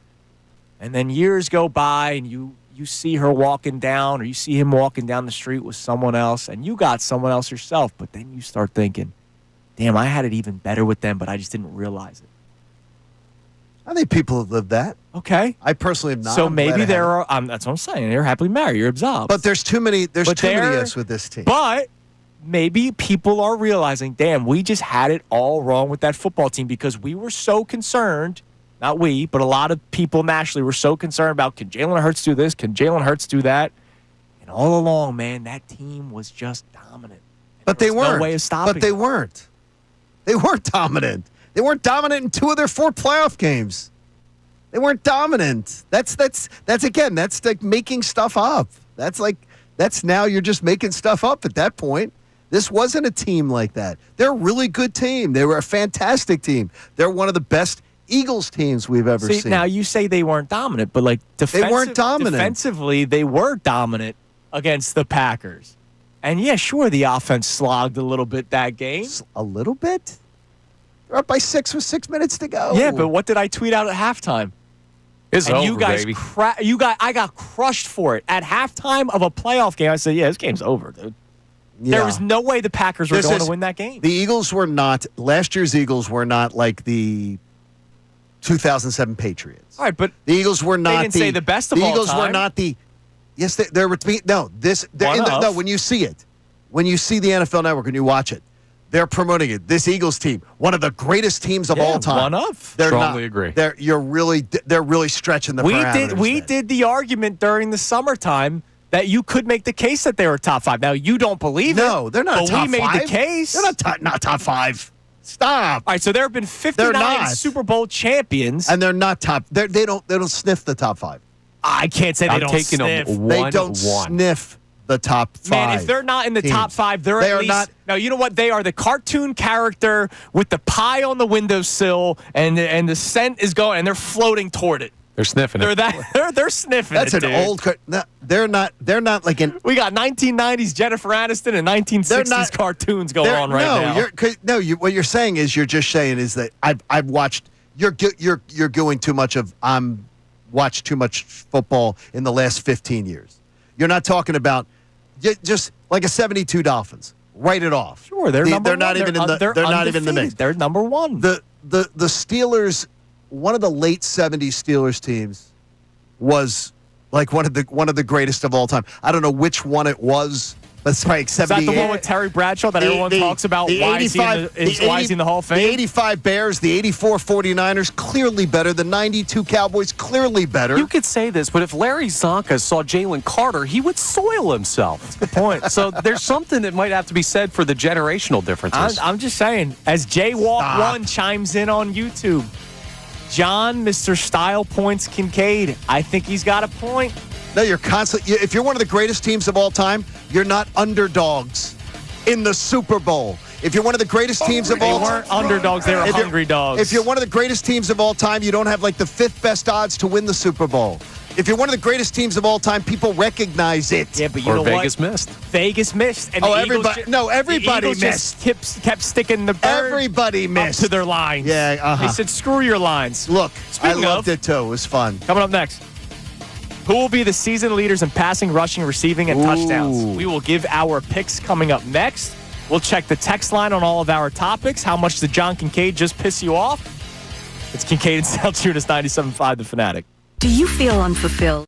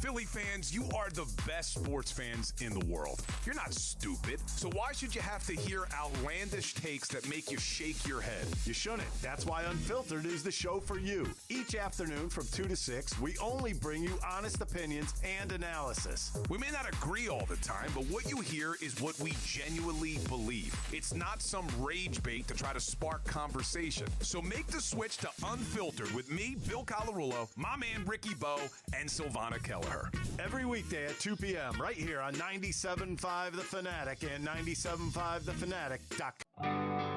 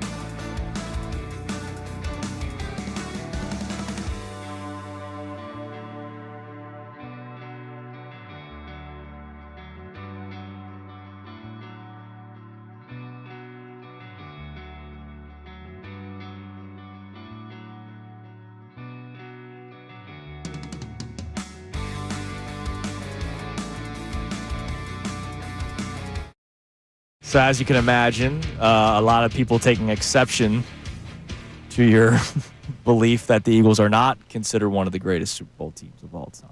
No, not what Super Bowl teams. No. The greatest teams of all time. Greatest teams of all time. Now, let's talk about something real quick, because you consider a team right away in the top 5, and Dawood wants to know. Okay. You mentioned the 85 Bears, because Yes. that defense was ridiculous. They won 15 games that year. They clowned everybody. That team clowned everybody from beginning to end. But Jim McMahon wasn't great. He wasn't. But they clowned everybody from beginning to end. They weren't even challenged. That team literally just trounced everybody. They weren't a challenged team. Was it a bad year for the league? No, it wasn't a bad year. No, I mean, for nobody's saying they weren't. Like, look, the 85 Bears. Connor, the thing is, that is something with. I'm going to say this as respectfully as possible. Yeah, that is only something that someone your age would say that didn't watch them. Right. They are a dominant team. Nobody would not consider them a top 5 team of all time. And Jim McMahon would very much be of the ilk of Jalen Hurts as a quarterback. Game manager, do what he had to do, make a play when he had to, and dial it up when he wanted to. He had some big offensive games. But the Bears just clowned. They clowned people. They were the most dominant defense ever seen. And that team was crazy. NFL's, greatest teams ever. I just looked up the Steelers team that you're talking about, where they went 14-2. They did not dominate teams in the season. Now, come playoff time, they did. Okay. But during the regular season. Okay, so already right there's a difference with this Eagles team. That they didn't do that. I mean, they lost the game 10-7. They won the next week 7-6. It's a different era, but it's the team itself. I mean, if you're talking about like Stink's second Broncos team. Sure. They were what he said yesterday. They started 12-0. They were that team was, and I saw them in the Super Bowl against Falcons. They were. I mean, that was those Broncos teams was crazy. I think they went I don't know. They probably went 14-2. They're probably a 14-2 team. Maybe they lost 2 games.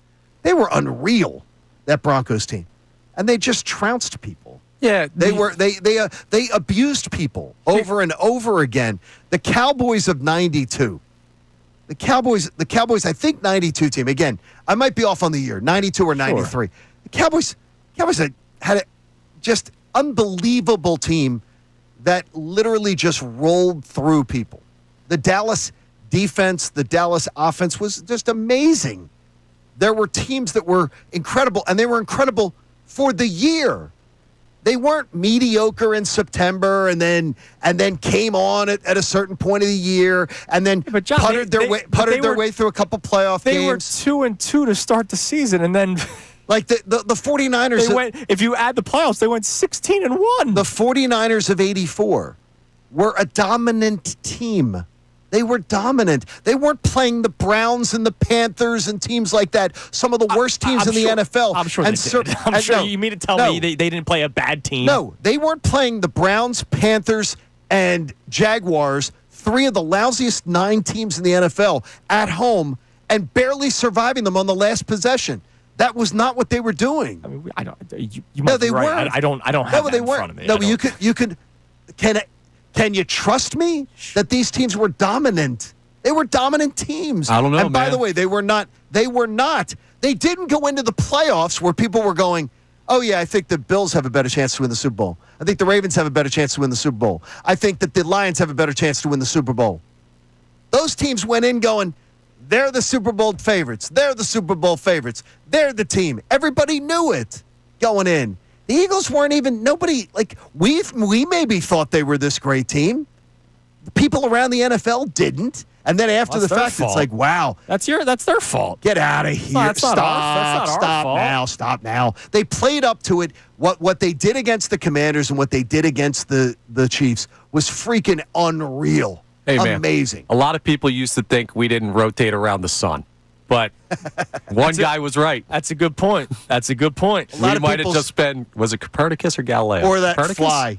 I want to say Copernicus. Sure. You don't think I don't. Go Science. All right. Prop picks. So, again, today's Futures Day on Kincade and Salciunas, where we have a bunch of futures bets that we're throwing your way. Who do you believe the regular season passing yards leader will be? I'm going to go with the favorite. You have them winning 10 games in the Cincinnati Bengals. I just don't know how they win a game where Joe Burrow doesn't throw for 300 yards. I mean, he should go off. So I know it's chalk. Joe Burrow plus 410 as your leader. Dak Prescott the second close at plus 750. And that's actually a good bet because I don't think they have a ground game at all. So they might have to throw the ball 40 times to win.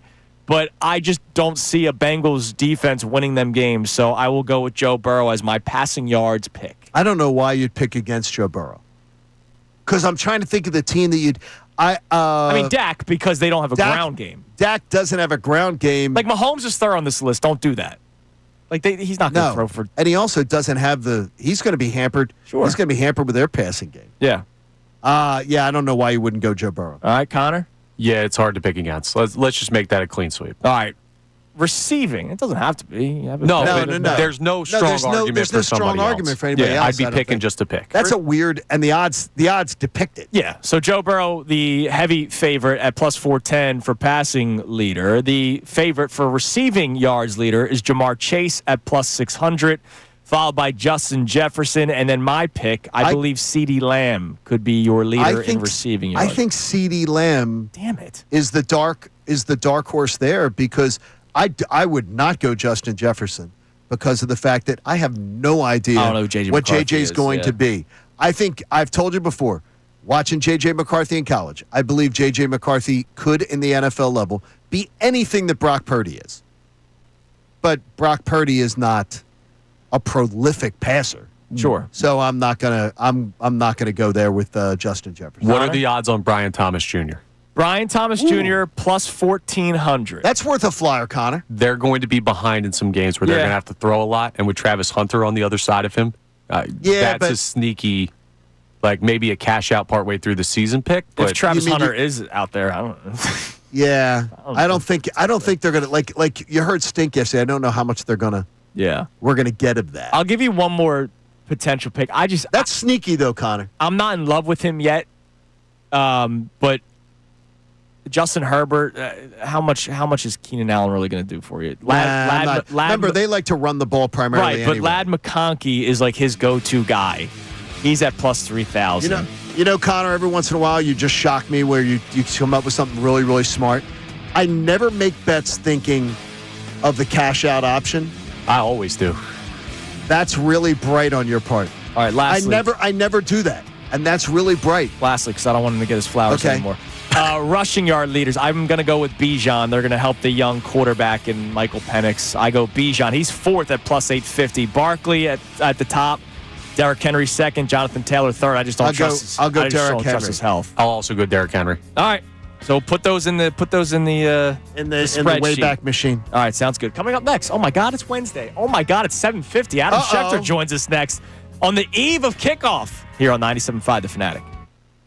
Now on 97.5 The Fanatic Sports Update. Almost time for Eagles Cowboys. I'm Connor Thomas, and the Eagles got some good injury news yesterday as we reached the eve of the NFL season beginning. Landon Dickerson, Drew Makuba, both full participants in practice. The only guy who didn't practice yesterday was Tanner McKee, and we know he's been dealing with a thumb injury. But if backup quarterback's your only problem, well, the Birds are pretty healthy, and they're ready to go for tomorrow night. Nick Serriani talked yesterday about the confidence in the work that they've put in. I think that we've had a good training camp. I think we had good OTAs. I think our habits are going in the right direction. So I feel good about that. You know, now we got to go do it. We got to let our habits take over in the game, and this will be a really good test against a really good opponent. We're just a day away, folks. Eagles Cowboys tomorrow night, 8:20 at Lincoln Financial Field. Phillies play the Brewers for Game 2 after a mid-series off day yesterday. We'll see how they follow up their strong comeback win that we watched in Game 1 up in Milwaukee. Aaron Nola faces Jose Quintana in the pitching matchup. First pitch is at 7:40. We'll talk to Adam Schefter of ESPN coming up next. Jeff McLane of The Inquirer joins us at 8:25. This update is brought to you by Mercedes-Benz. Looking for an exceptional driving experience?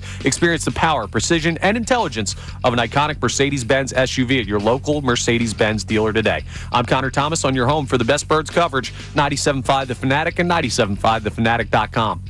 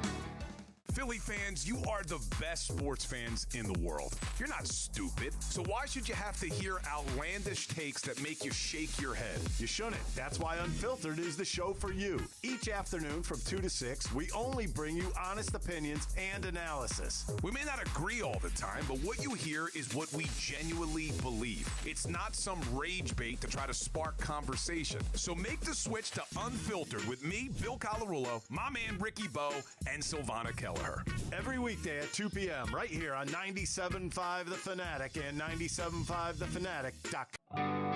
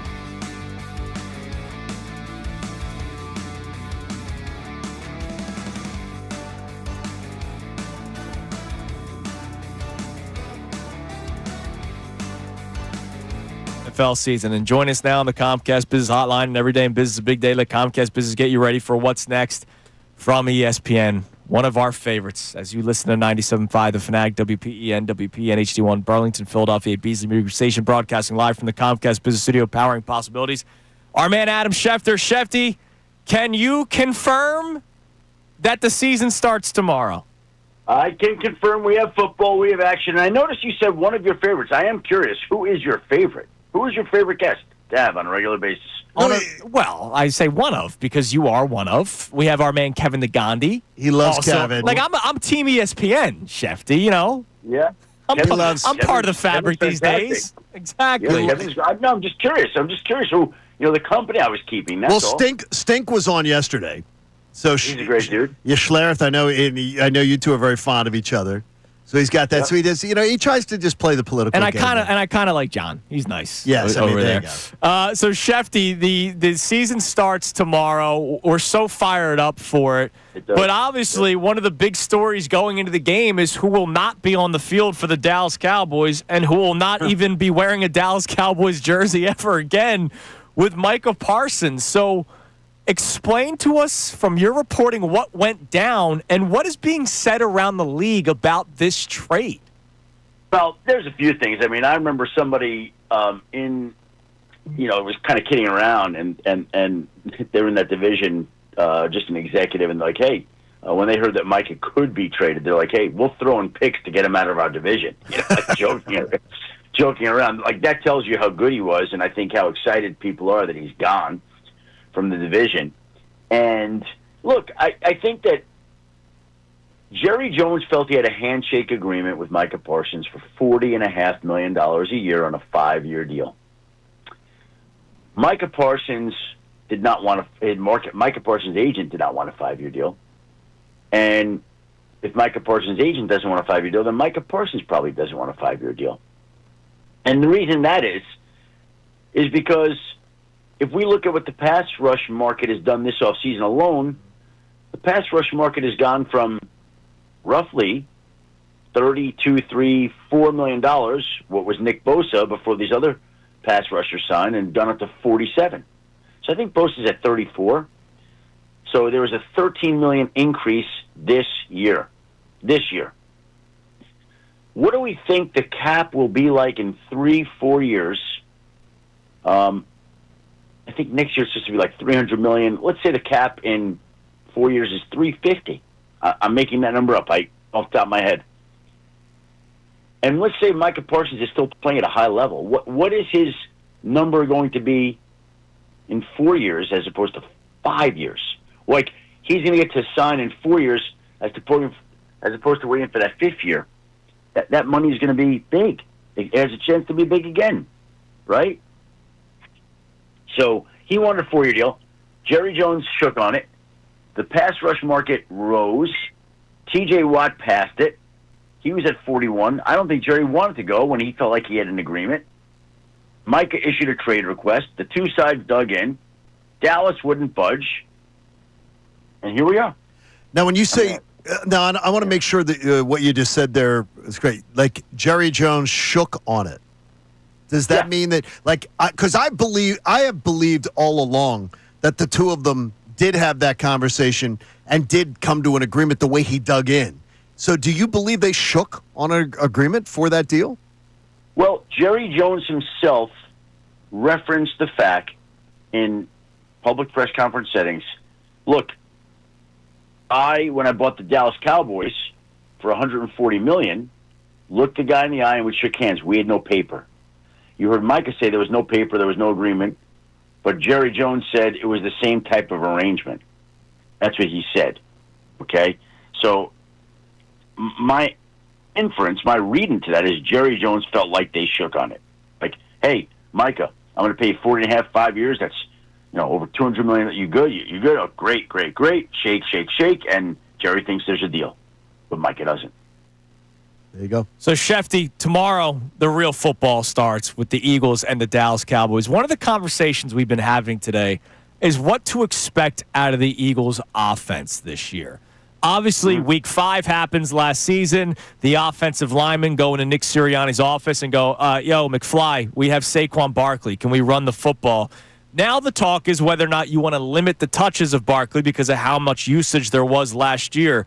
Do you believe there will be a careful effort to limit how many touches Barkley has so they think about January and February? Or can you even do that in the NFL? Do you just try to do the best game plan for you? I think that there will be a conscientious effort to do that. And it's also one thing to say that you're going to do it. It's another thing when you're in a game and you're up by 1 point and you need a first down and Saquon's already had 18 carries and you have him run the ball 4 or 5 times in the final drive to finish out the game. So, I think you could say it. I think you could think it. But I think it's another thing to actually go and do it. Now, I'm not telling you they won't. They might. Could happen. But, I think his workload, how many carries did he have last year? Touches, I think he finished with the playoffs over 400, if I'm not mistaken. I don't think that he'll touch the ball that much. 345 rushes in the regular season, and then obviously the playoffs as well. Yeah, I would just guess that it'll be lower. I would guess, but we'll see. When you talk about, we've been talking about the Eagles' month of September, starting out in Dallas, then having to go with the Dallas game, then having to go to Kansas City, home with the Rams, and then going to Tampa. It looks like a pretty challenging, first month of the year. The boys here are like, let's preach patience. If they go 2-2, it's okay. They went 2-2 last year, won a Super Bowl. I'm not like that. To me, when you're the best team in the NFL or projected to have the best roster, I think 2-2 is a mediocre start. Around the league, do you consider that with that schedule to be a mediocre start? A 2-2 start wouldn't be great. I don't think that's great. Now, they've overcome that in the past to get to where they want to go. But you always want to start better. That you don't need me to tell you that. The schedule's tough all year long. You have to find a place to win 10, 11, 12, 13 games, whatever it is you want to win. You pick the games. They're all tough. And just because of the defending Super Bowl champions doesn't entitle them to anything. Like, there's some tough outs on the schedule. That's a hard schedule, is it not? Yeah, I don't want to dig. I don't want to be when you're the best team in football and you're the defending champs. I don't want to talk about like digging yourself out of a hole or getting off to a slow start. I think the expectations need to be higher than that when you're that good a team. Well, again, I also think you have to be practical about it too. Again, I don't have my Eagles schedule in front of me to look at it, but I remember looking at it a few times and saying that's a tough schedule. It's a tough schedule. Now, Schefter, I don't think it's reported yet if it's official that Landon Dickerson will be playing tomorrow, but I know he was at practice yesterday. Any word on the status of Landon Dickerson? And if you could, just tell us how tough of a son of a gun he is to have gotten a procedure a month ago and could be ready to go on week 1. Well, he was full go yesterday, so if you're full go 2 days before the game on the injury report, it's an upset if you don't play. Now, maybe they're playing shenanigans early on. I think they're the defending Super Bowl champions. They're at home. Like, I don't need to play around. My guy practicing full. He's going to be out there. He's coming. Okay, get ready. Like, we're going to downgrade him today. Like, his knee didn't respond, and they knew that. I don't think so, but you never know. My anticipation, based on the injury report yesterday, is that he'll be out there. It's hard to believe that a year ago, before a press conference, before last season, Nick Serriani got asked at a press conference when his job was still, sort of being questioned around here, like, why was he brought back? Like, what is it you do here? What is it you do as a head coach? He's now a Super Bowl champion. Yeah. Around the league, when you hear people talk about Nick Serriani, Adam, what do they say about what his special skill set is or what he does that he does so well? And has his perception as a head coach changed? Well, I think that there's a respect for what he's done with that team, what he's done in the locker room, the respect he holds amongst the players. He's won. He's done it. Like, I mean, I don't know what to say. I don't have to justify it or explain it. His players clearly have responded to him. He's got an offensive background. That is his specialty. So, I mean, around the league, is it because we had people sit with us at the Steve Weiss sat with us down at the Super Bowl. We were talking. He goes, look, he's not the most popular guy sometimes amongst his peers. Like, maybe he doesn't get the same buddy amongst his peers. Is he getting that respect, do you believe, now? Does the Super Bowl bring that to you? Well, I absolutely. When you win a game like that, there is, of course, respect that comes along with that. And by the way, like, I'm thinking about your question. I don't care who the coach is. Like, could we identify, like, a single trait that makes somebody special? Like, Sean McVay's a great coach. He's won a Super Bowl. What is the one thing that makes him special? Like, there are coaches that win, that just have it. If you spend any time around certain guys, you see why they're leaders. You see the way they conduct themselves. You see how their teams respond to them, and they win. And so I don't know. Like, what was the defining trait of Bill Belichick even when he was with the Patriots? Right, sleeveless hoodie. Okay, I mean, it's not easy to come up with some of these things to figure out, what is the one trait that separates this guy and makes him special. All right, Schefter. Lastly, how are you welcoming in the return of the NFL tomorrow night? I'll be home watching the game on TV. Like, I'll be honest with you. I have 2 fantasy drafts tonight, and anybody who plays fantasy football that cares about that type of thing, they know what a big night that is. So, like, from 6 o'clock tonight to 10:30, I got 2 drafts back to back. I like to hang a do not disturb sign on my social media platforms, and please, like, from 6 to 10:30 tonight, I am busy.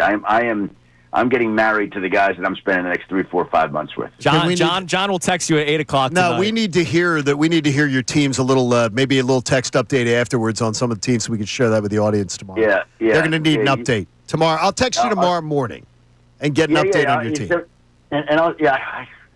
Look, I don't know that anybody ever walks away from a draft and goes, "Boy, I really like this team." Like, I mean, it's not easy, but And in my ESPN league, I want to say it's a 16-team league. Oh, my 16. God. Oh, my God, yeah. That's brutal. So it's like it is so hard. It is so hard. It's the way it is, and you do the best you can, and you go on from there. Well, we're rooting for Enjoy you, it. Shefty. Thanks, We're Shefty. rooting for you as one of our favorites here on the show. Thank you, Shefty, guys. we're looking forward to talking to you again next week. Thanks, buddy. Guys, have a great week. Good luck in the opener. Thank you, man. Thank you. There he is, Adam Schefter on the Comcast luck Business Hotline. involved. Nah, none needed tomorrow. All right, coming up next, we have today's headlines with Connor Thomas and a wild report from the NBA. Uh-oh. Wild report. Crazy. I just don't know what the sanctions would be. It's Kincade and Salciunas, 97.5, The Fanatic. Philly fans, you are the best sport.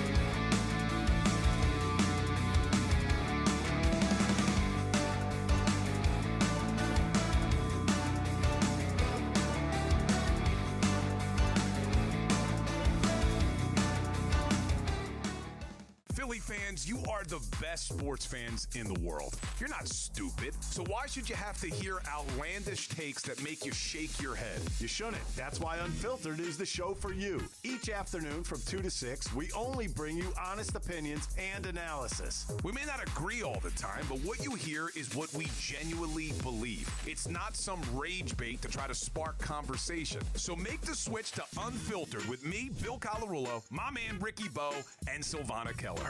Every weekday at 2 p.m. right here on 97.5 The Fanatic and 97.5thefanatic.com.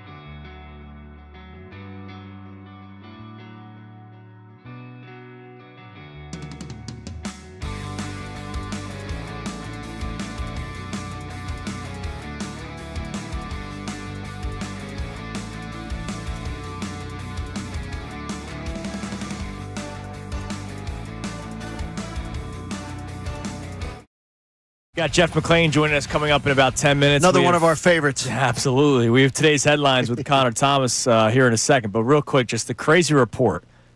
We will follow this along, but we don't have more information on it yet. But Pablo Torre, who's been doing a tremendous job on his podcast, all the Bill Belichick stuff that he followed along. He did a great job. Great job on it. It's like almost, it makes you feel warm inside that there's actual journalism being done again.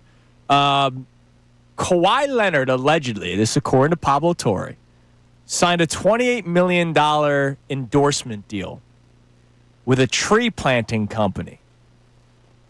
The tree planting company doesn't exist, and the owner is Clippers owner Steve Ballmer. That's dirty pool, dude. It was to circumvent the salary cap. Hey, Kawhi, let's take a little bit less on your actual contract. But hey, that is absolutely, that should be draft picks lost. That should be major. That's major. That's crooked as hell.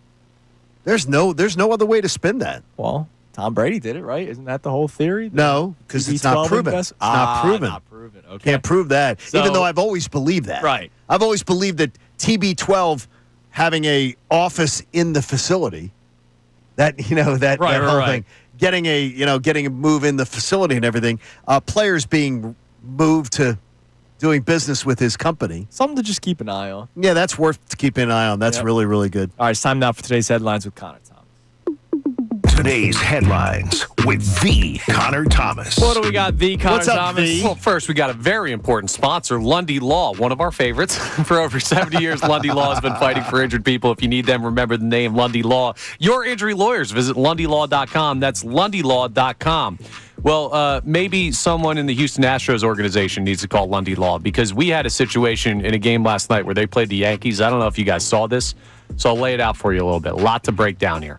So, first off, Trent Grisham hits a big-time grand slam for the New York Yankees off of Framber Valdez.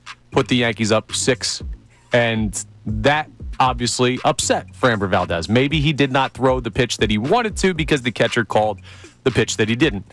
So he follows up in the next at-bat by throwing a sinker right down the middle. The only problem is the catcher didn't call for a sinker. So the catcher wears it to the chest, and it looks like a cross-up. But both of the players were called into the manager's office after the game. Framber Valdez talked through a translator and said, "Oh, I couldn't hear the pitch comm." There's only a problem, boys. He doesn't wear a pitch comm. Correct. So people believe it was an intentional cross-up, and he basically pegged his catcher in the chest with a fastball. So, which, by the way, could kill somebody. Sure. Yeah, it's ridiculous. That could kill you. So I was watching this game. Oh, you were? Of course because you were. There's nothing else to do, and why not watch Yankees Stros? I watched Drew Kane get shot yesterday on GH. And not only did the Grand Slam happen, did you see what happened seconds before the Grand Slam? No. I did not. Was the shake off? The catcher was trying to tell Valdez to step off, and Valdez refused. Oh, boy. And so this is just ugly, man. I'm guessing the catcher thought twice about the pitch that was called, tried getting Valdez to step off. Valdez said, screw that, threw the pitch. Grand slam, 6-0 ball game, and then everything else that you talked about happened. Wow. If I was Salazar, by the way, Cesar Salazar is one of the best names I've ever heard. Even though he looked like he's got Valdez has like an inch and a half on him in size. If I'm Salazar, I'm throwing hands. Yeah, you're swinging off. I'm throwing hands. You're getting crushed. No, probably, but I'm still, for pride purposes, I'm throwing hands. Okay. Cesar Salazar sounds like a good Harry Potter name. Cesar Salazar is a villain. He's a villain on the Young and Restless. I was next to Christy, and I was like, that sounds like a Harry Potter. I swear to God, dude. Salazar Slytherin, baby. Shout out. Terrible person. I like that name. Made up person. All right. We also have some college football coach beef, because even though it's only week 1 past, we've already got coaches fighting. So LSU matched up with Clemson, knocked them off in week 1, 17-10. And Dabo Swinney came out after the game and said, it's like getting the final exam day 1 of class. They made a 65, we made a 58, saying neither team played well. It's had good grades, but Clemson just ended up being a little bit worse. Well, Brian Kelly, who's on the hot seat in LSU this year, he took a little exception to that. We dominated him in the second half. He's either a really good grader for giving himself a 58, or he's a really hard grader on us, or he didn't see the second half, which that might be the case. He might not have wanted to see the second half. I love it. Little back and forth. You know what I'm wondering? What happened to the fake Southern accent? Where'd that go? Yeah, where'd that go? Remember when he first family? Hey, y'all. I'm excited to be part of the LSU family. And I can only tell you, there is nothing that Southerners hate more than a fake Southern than accent. somebody trying to fake that they're Southern or trying to act like they're one of them. Yeah. Don't do that. I still remember when he did his introductory, and it wasn't a press conference. It was fake. It was at the That was stadium. the video, and he did the whole video thing. Family. It wasn't I'm like, good. Whoa, hold on a second. I've watched college football. You've never had that accent. No, it wasn't good. And now it's gone. The accent disappeared. I Don't love do the that, fake though. one. Some good coach beef right off No, the I rip. like that. And by the way, Dabo looks like he's 85. He's aged a million years because his whole stance on transfer portal. It's backfired on him terribly. By the way, we never really talked about it because this isn't really college football town. All those big quarterbacks this year. Yeah. Arch had a great start. Klubnik had a great start. All the quarterbacks that got praised. Yeah, a little bit too much. All right, coming up next. He was unavailable yesterday. But he's available today. One of our favorites, John. Jeff McLane from The Inquirer joins us next to talk about the opener tomorrow night. Kincade and Salciunas, 97.5 The Fanatic. Now on 97.5 The Fanatic Sports Update.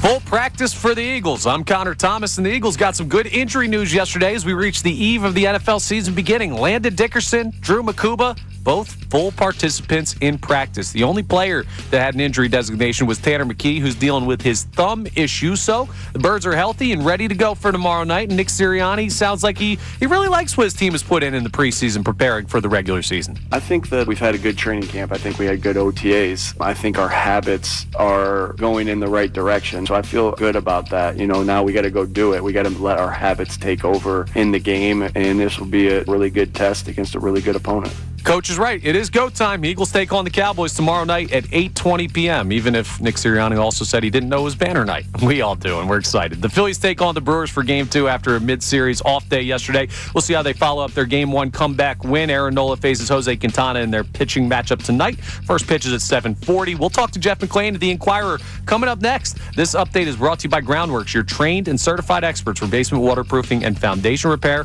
since 1997. Book your free inspection at groundworks.com. I'm Connor Thomas on your home for the best Birds coverage, 97.5 The Fanatic and 97.5thefanatic.com. Yo, everybody, it's Bill Colarulo and the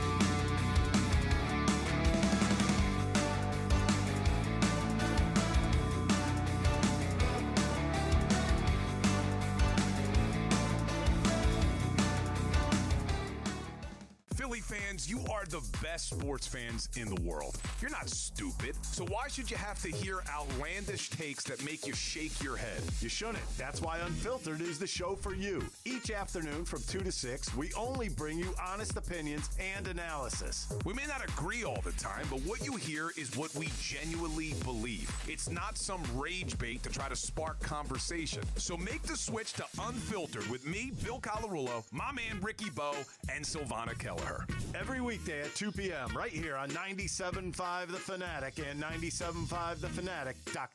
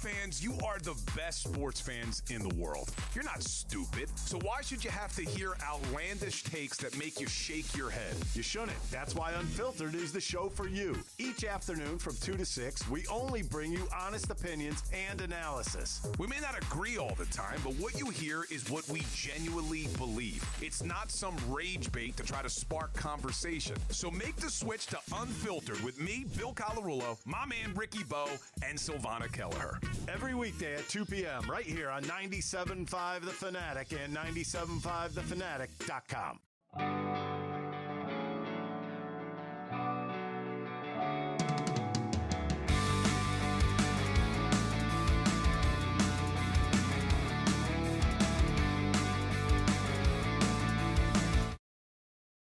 '2025 NFL season when the Eagles kick it off against the Dallas Cowboys tomorrow, or receive it against the Dallas Cowboys. I don't know. What's the coin flip, Mr. Coin Toss over there? I only do Super Bowl. Oh, okay. I only do it when it matters. 9 out of the last 10, baby. It's wonderful. Well, we find out tomorrow. It's the same kickoff rules, by the way, the ones we all hate. Joining us now on the Comcast Business Hotline. Every day in business is a big day. Let Comcast Business get you ready for what's next. He's from the Inquirer. We love his work. Experience the new look of Inquirer Sports, where fans can read, watch, and listen to their favorite reporters and columnists. Go to inquirer.com/sports. Listen being key, too, because Jeff McLane's listening to Jeff McLane, interesting. Absolutely. The Uncovering the Birds podcast is tremendous. Really interesting. And he joins us now here on Kincade Salciunas. Jeffrey, good morning. Happy football eve. Hey, good morning, guys. What's up? We are fired up, ready to go for tomorrow. Ready. I'm sure you're excited to cover actual NFL football and not just preseason anymore, even though we got our 53-man roster settled. My first question for you, will we see Landon Dickerson on the field tomorrow night for the Philadelphia Eagles? Yeah, I would say so, barring some sort of setback with the back. It can be tricky. big guys. But everything I'm hearing is that he's probably going to be a go to start. So, despite the knee surgery and despite the back thing. So when did the back happen? Because obviously he was off the injury report a couple days ago with the knee, but then back popped up. So if you could just explain the latest going on with Landon Dickerson in the back. Yeah, I mean, technically he was never on the injury report with the knee because they didn't have to issue one on Sunday, but he was out there practicing that day. We didn't get to see the entirety of practice, but from what I understand, it happened either at practice, after practice, or was acting up on Monday, and that's why he missed that session. But he returned, and again, like I said, sounds like he's full go. Jeff, when you first saw Nick Sirianni's approach to training camp years ago and the way he decided to go about it, what were your thoughts about it then and the sort of, putting all the veterans on the shelf and not doing as much and how they went about it?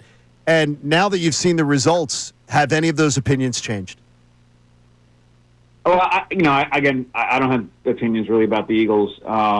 They did change it a little bit after the first offseason. That's when they kind of dialed back more in the second season. Sure. And, of course, that second season they went all the way to the Super Bowl. I think they felt that they had gotten too lenient ahead of 2023, and then late that season there were certain guys that the conditioning may have been a factor or why they petered off. So they kind of amped it up a little bit before last offseason. The results speak for themselves.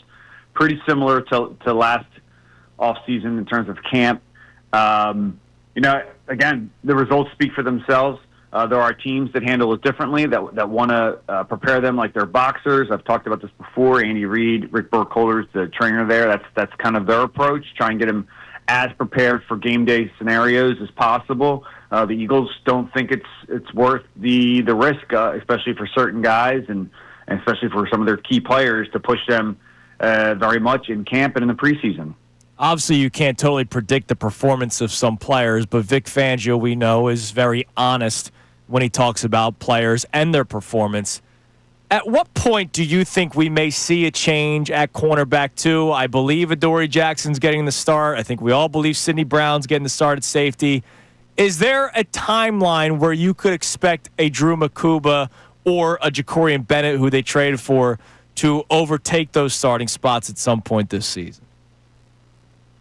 Yeah, I think it's certainly possible. Those competitions went, I wouldn't say exactly down to the wire, but you saw this distribution of first-team reps up until essentially the last week. I think with safety, it was a little more. There was a little more of a competition there because Drew Makuba had come on so well after the initial shoulder injury, and then he had the groin injury, which set him back. But he's back full.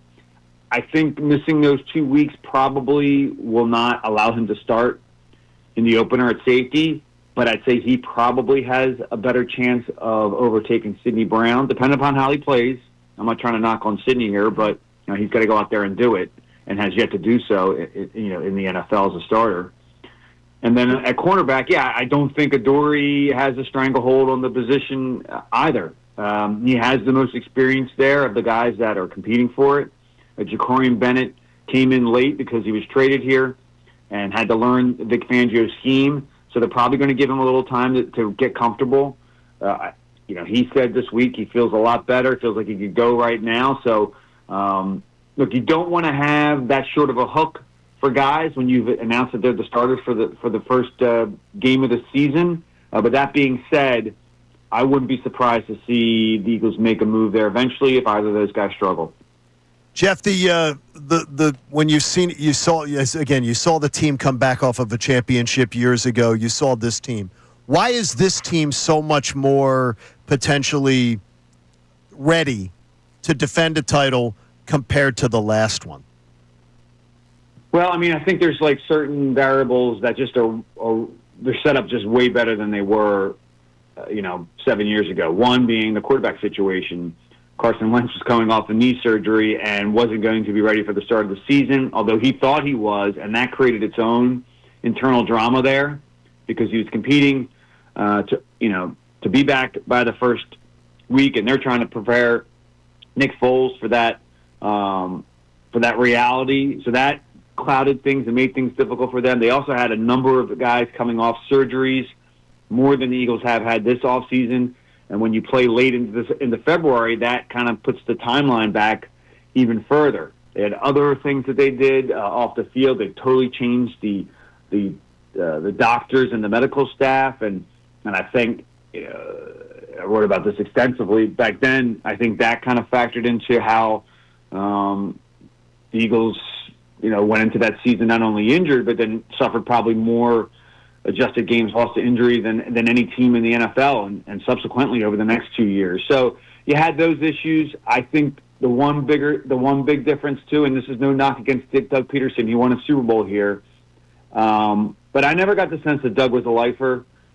He won the Super Bowl. He reached the mountaintop in his second year, and I'm not saying he gave whatever percentage of amount after that, but I just feel with Nick, this is all he wants to do, and I think that even though he won one, it's not like there's going to be this huge sense of accomplishment. He's looking to get the next one, and that's just how he's built. And I think that really filters on down to the rest of the team, and I think that's one reason why I think they were set up better.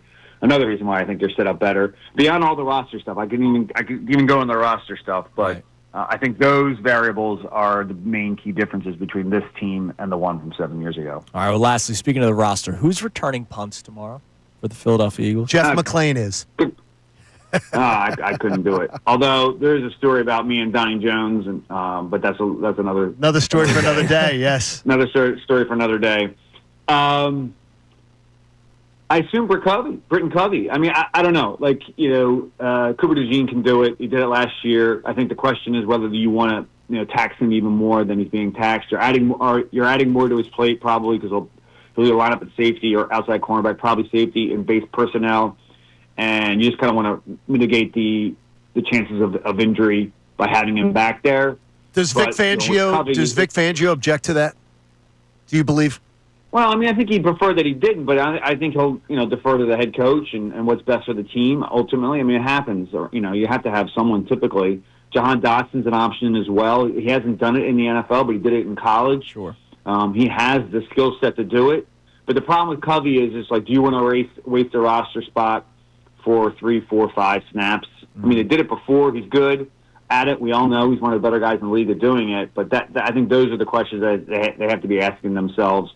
I'll do a little digging and try and find out before the game, but right now I think those are the three main options. Well, we'll be following you on social media, man. Of course, all your work on the Inquirer all season long, the podcast Uncovering the Birds, must listen, must follow throughout the football season and beyond. Thanks, Jeff, as always, and we'll talk to you next week. Thanks, Jeff.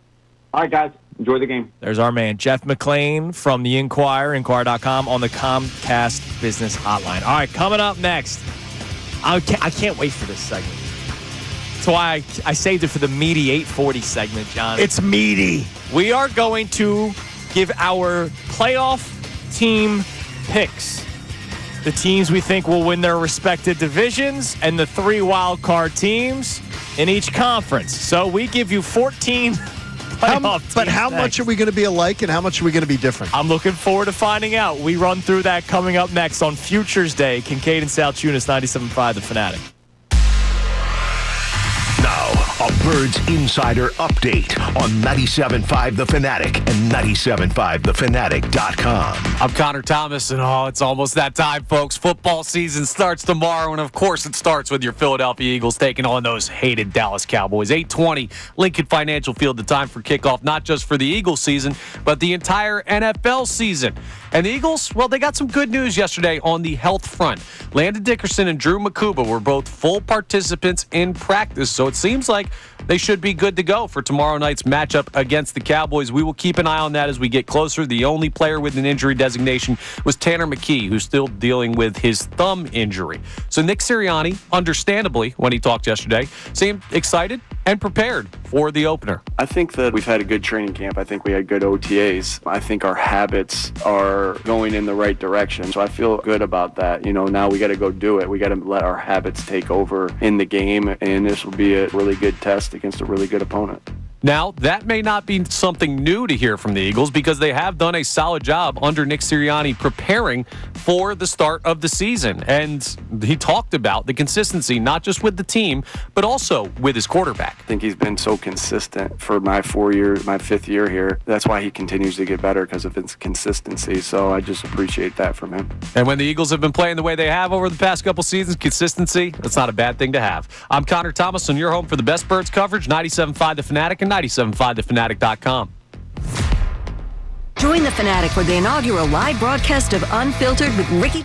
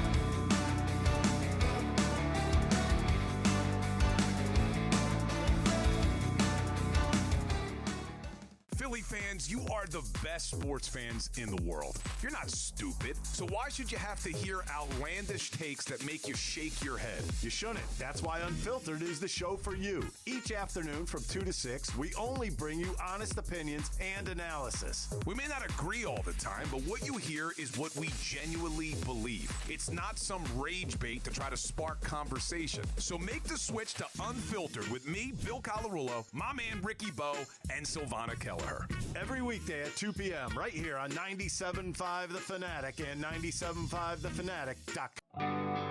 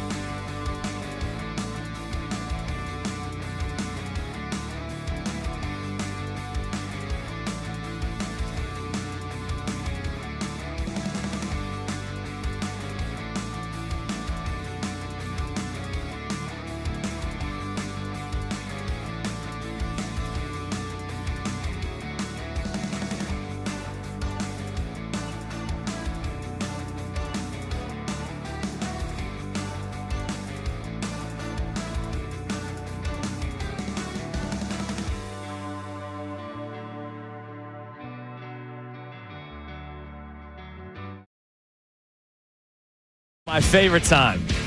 It is time to predict who we think will make the playoffs. Not cracking knuckles time. I just did that during the commercial break and grossed him That out. is one of my cringe You hate it? sounds. Cracking knuckles. Oh, my God. All right, so I want to advise people. I don't know if each respective book has it, but I know for the first time this year, because they didn't have it last year, FanDuel allows you to bet the teams that you think will make the playoffs. Just make the playoffs. So they don't have to win the division, right? They could be a wild card team. I'm going to give you my 8-team parlay right now. All right, I didn't even do 14. I just did 8. Let me know what you guys think. To make the playoffs. To make the playoffs. Bills, Ravens, Eagles, Chiefs, Lions, Niners, Bucks, Broncos. Just to make the playoffs. Oh, I don't mind that at all. I don't either. Well, no. Broncos, you're out. You blew it on the Broncos. I don't think I do. I like Broncos, you're out. By the way, those Broncos odds are not in the playoffs. plus 2,154. I will tell you, if it hits, I got a nice, pretty payday coming. Broncos are not in the playoffs, but it's all right. Says you. They're not, but that's all right. So though. let's I mean, let's see where we differ. So, John went one step further. John's literally doing seeding. Yeah, because I knew my team, so I'm now putting him in my seeding. Because you got to do that, don't you? Like, don't you have to put the seeding in? I mean, because it sort of matters. I just split up division winners and wild cards. That's all I did. Now Okay. I did order my wild card. I will be honest about that. Well, then you did but you didn't do your seeding as far as your For the things. division Okay. winners. Yeah, it does sort of matter. So you're not giving us then Super Bowl winner then? No. Are you? Well, I don't think you have to be the 1 seed to win the Super Bowl. Okay. Yeah. Shout out to the Eagles. 2 seed, baby. Yeah. Yeah, if it's 6 guys get injured on the number 1 seed's Sure, defense, exactly. you can do that. So my division winners, NFC. I have Eagles in the East, so they finally break the trend. I have the Niners out west, the Bucks in the South, and I will continue to stick with the Lions. But I will tell you, John, one of the other bets that I make is my division winner parlay, where I pick the ones that I feel comfortable with. I did not do the NFC North in my bet because the Packers very well could win, which is why I have them as my first wild card team. Commanders second, Rams third. Okay.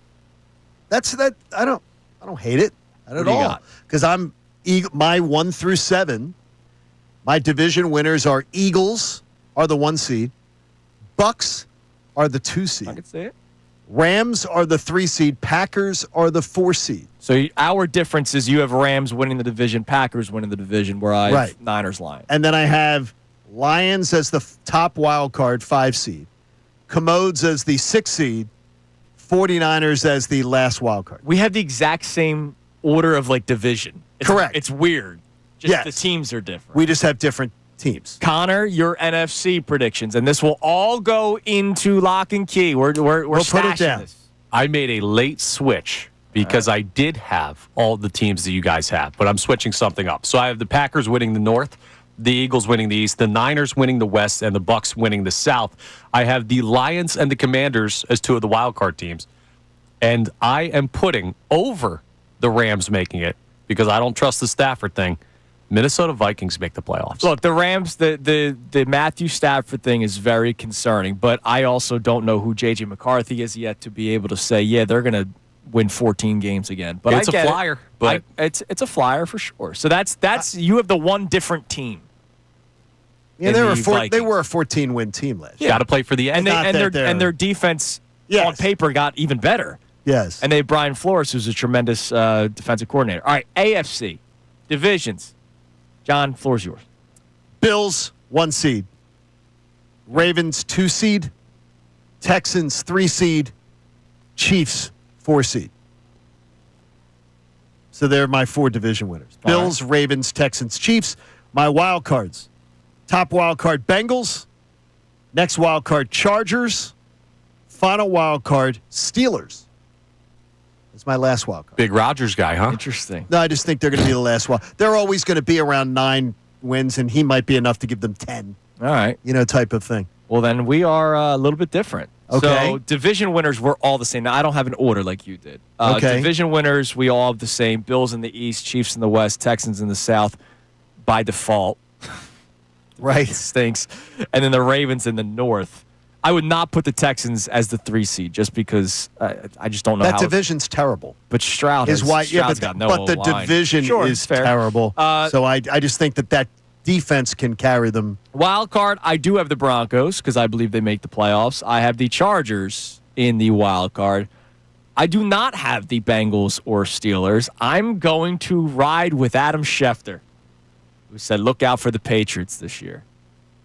And so I'm going to go 7th seed back in the New England Patriots.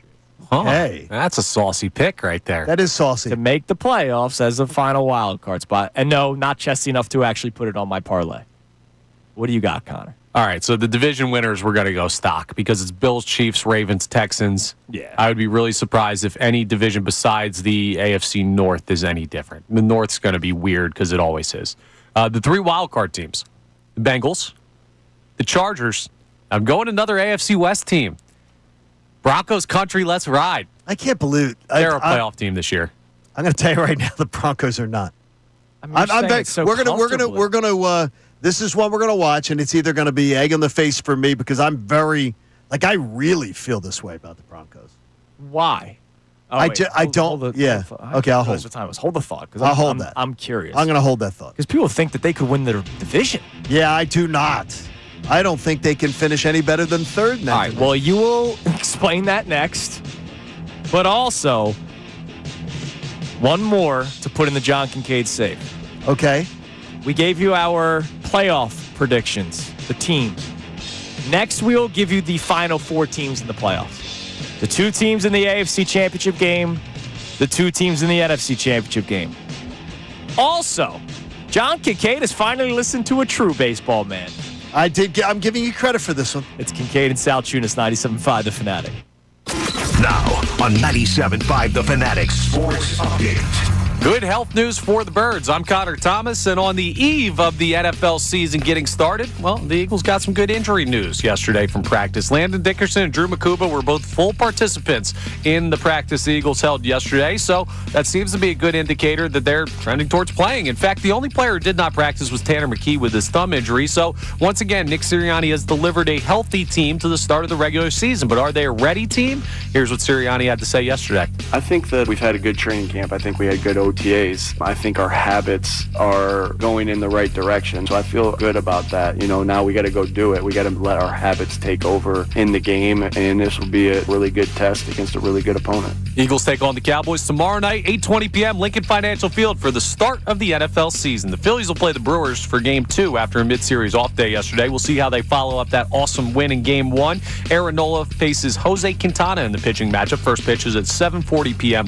from up in Milwaukee. This update is brought to you by AAA Tire and Auto Service. Save up to $30 on auto repair with the AAA Triple Play. Only a AAA Tire and Auto Service offer valid through September 30th. Details at AAA.com/mycar. I'm Connor Thomas on your home for the best Birds coverage, 97.5 The Fanatic and 97.5thefanatic.com.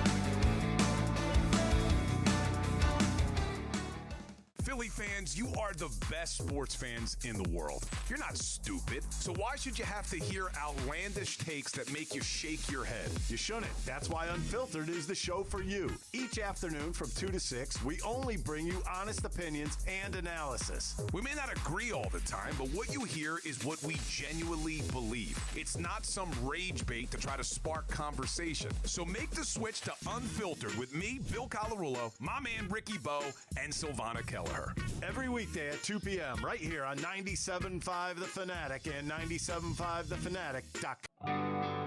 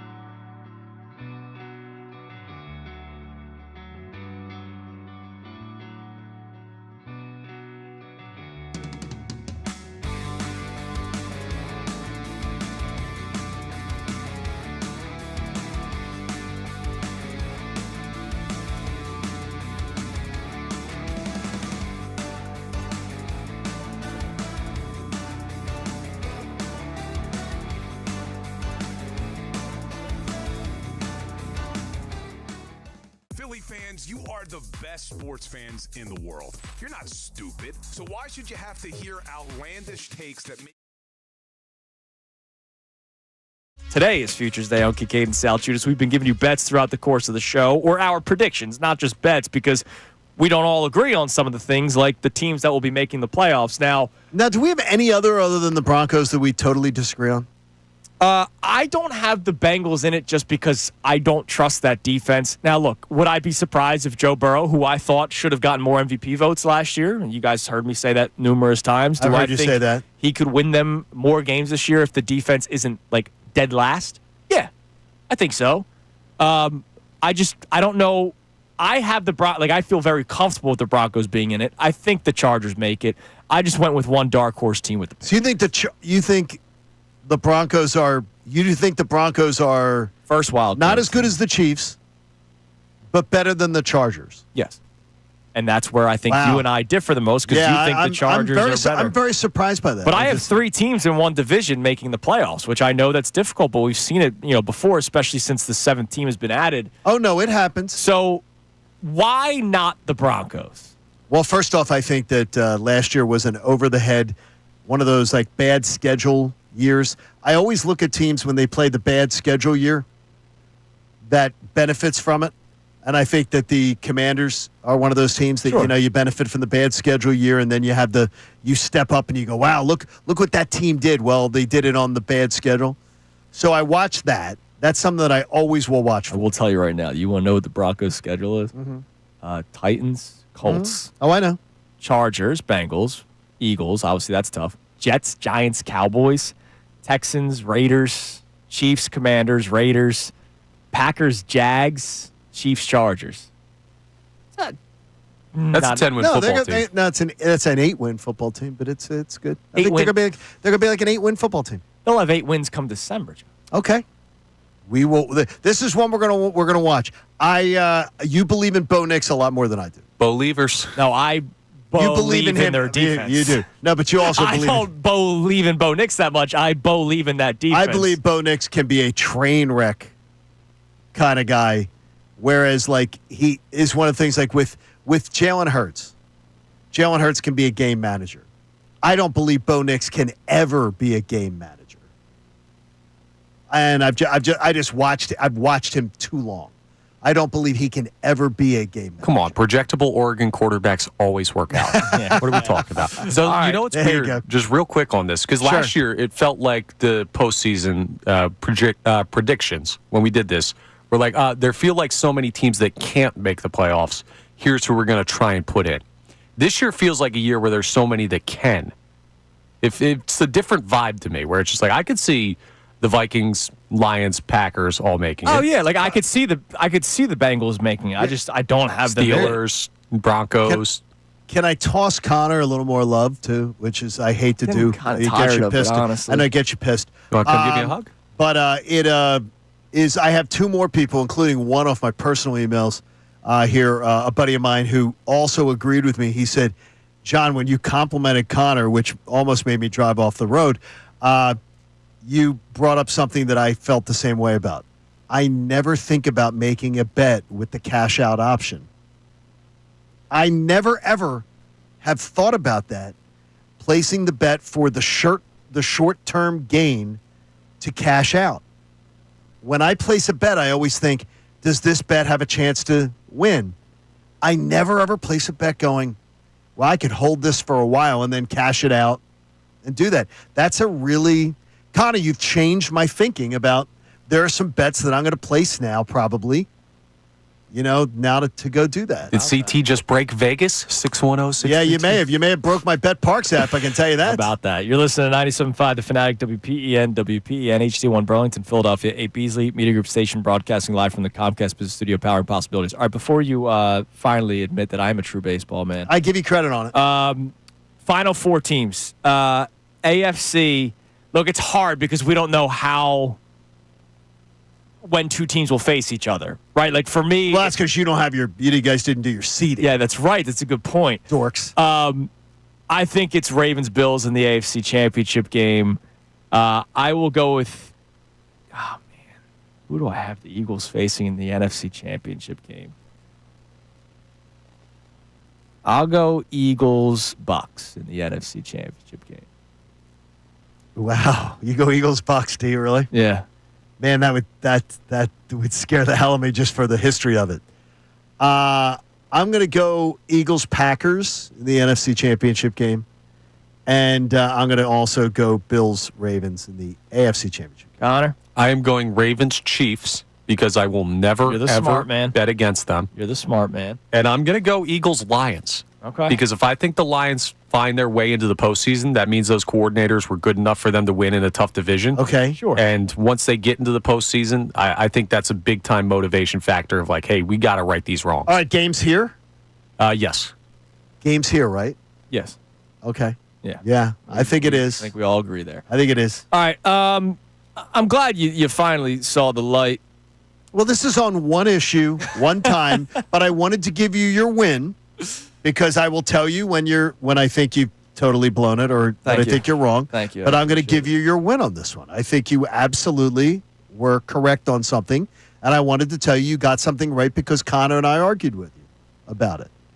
But after the last two outings, and I'd like to thank John Kruk for this one because I've had enough of Joe Zempic, the cheater of the bullpen. Yes. It serves absolutely no purpose to keep using Jose Alvarado in high leverage situations. He's not going to be there in October when it matters the most. Stop using him now. By the way, he hasn't been effective anyway. Right. So he's sweating honey mustard again anyway, because obviously when he was on his suspension, there was obviously a Wendy's right next door, and he was back to his old ways. Obviously, the triple and the Frosties were right back in the rotation. And John Kincaid's saying this stuff. I'm just saying, he was right back to it. So, no more Joe Zempic. No. I want them to start using the guys that we're going to have to count on.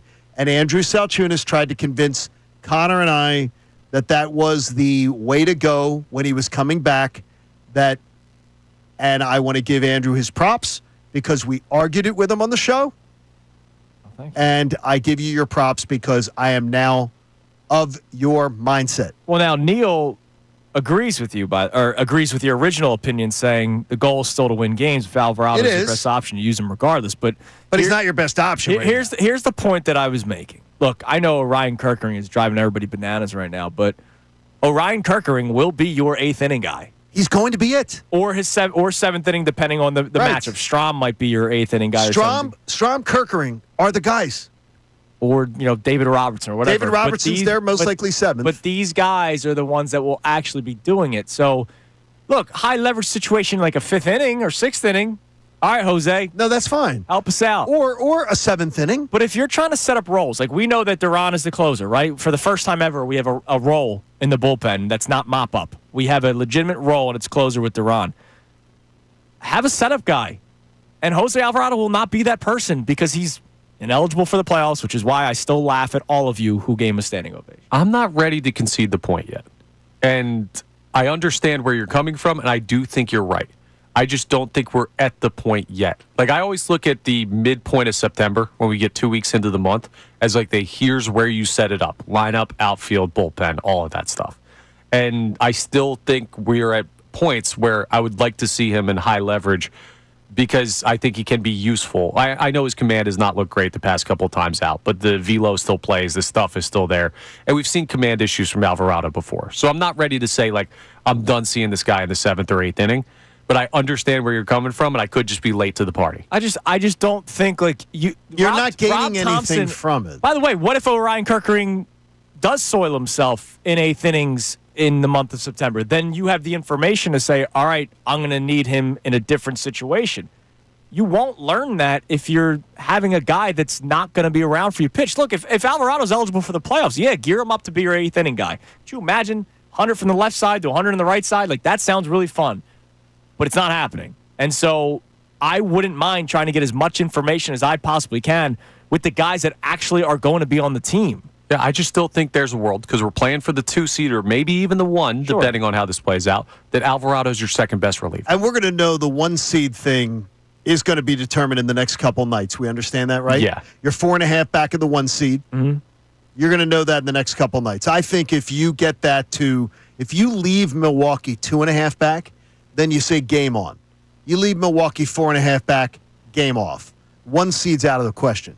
By the way, as you and I were talking about before the show today, the Cubbies are right there. Cubbies are a half game behind the Phillies. 80 and 59. I mean, now they're 5 behind the Brewers, but but they're right there. No one's talking about the Cubs being this big threat. Right. That's not a big not threat. that they can get the bye because, again, the wild card, but that's a team that is a big threat. They're right there. Yeah. All right, coming up next, we have our 5 best minutes of Adam Schefter, who joined us earlier today, as he does every single Wednesday.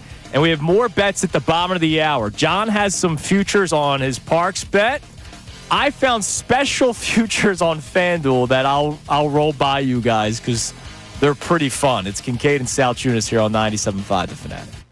Philadelphia Union Soccer. Evander pushing back to his left, still has it at his feet, moving to his left. Evander with the left.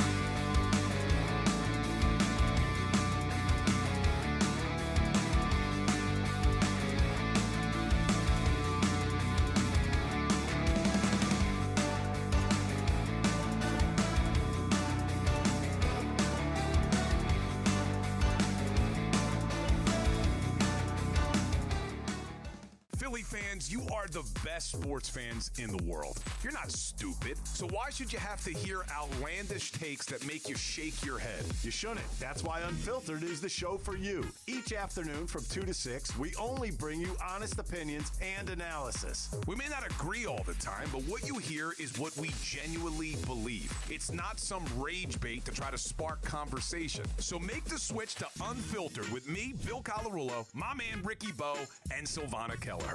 Every weekday at 2 p.m. right here on 97.5 The Fanatic and 97.5thefanatic.com.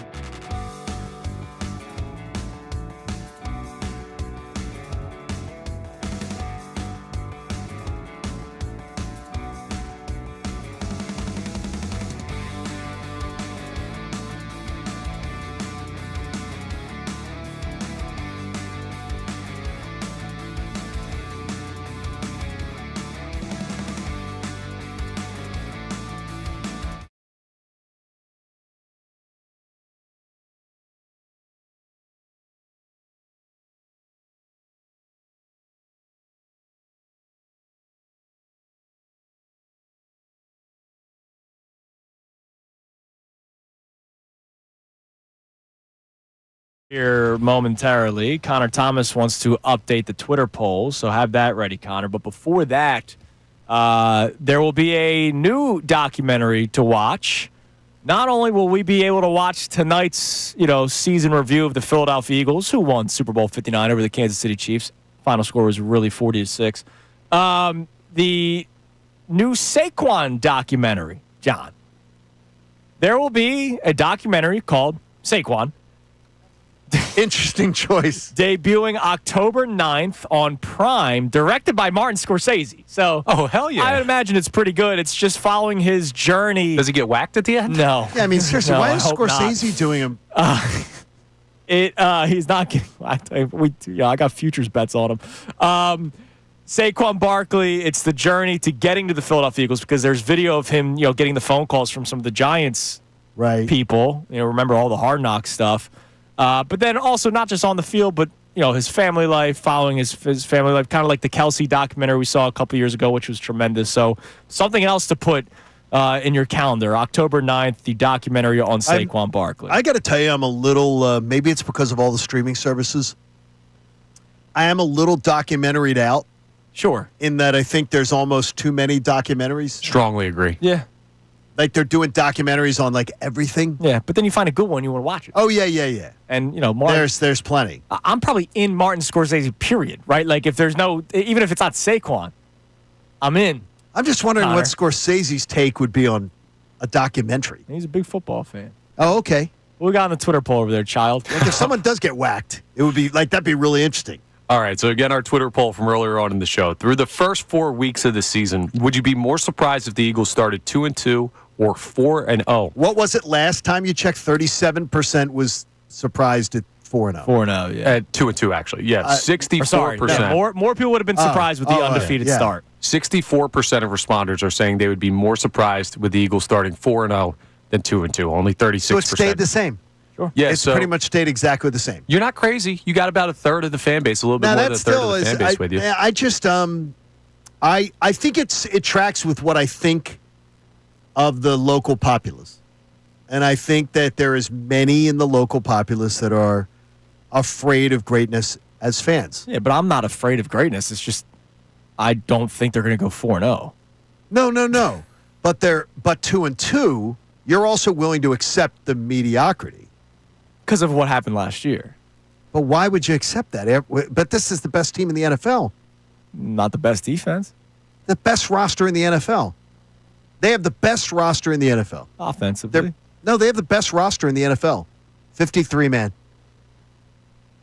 If not the second. A lot of questions on that. We have to get to the best 5, but I have a take on this. It might sound insane that we need to get to later. I would expect that from you, Let's play the 5 best minutes of Schefter.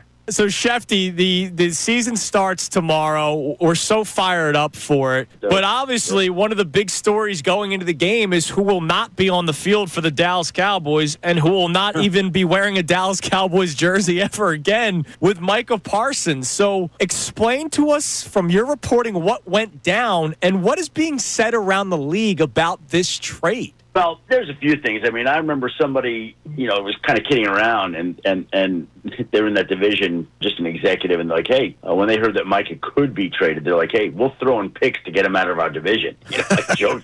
Joking around. Like, that tells you how good he was, and I think how excited people are that he's gone from the division.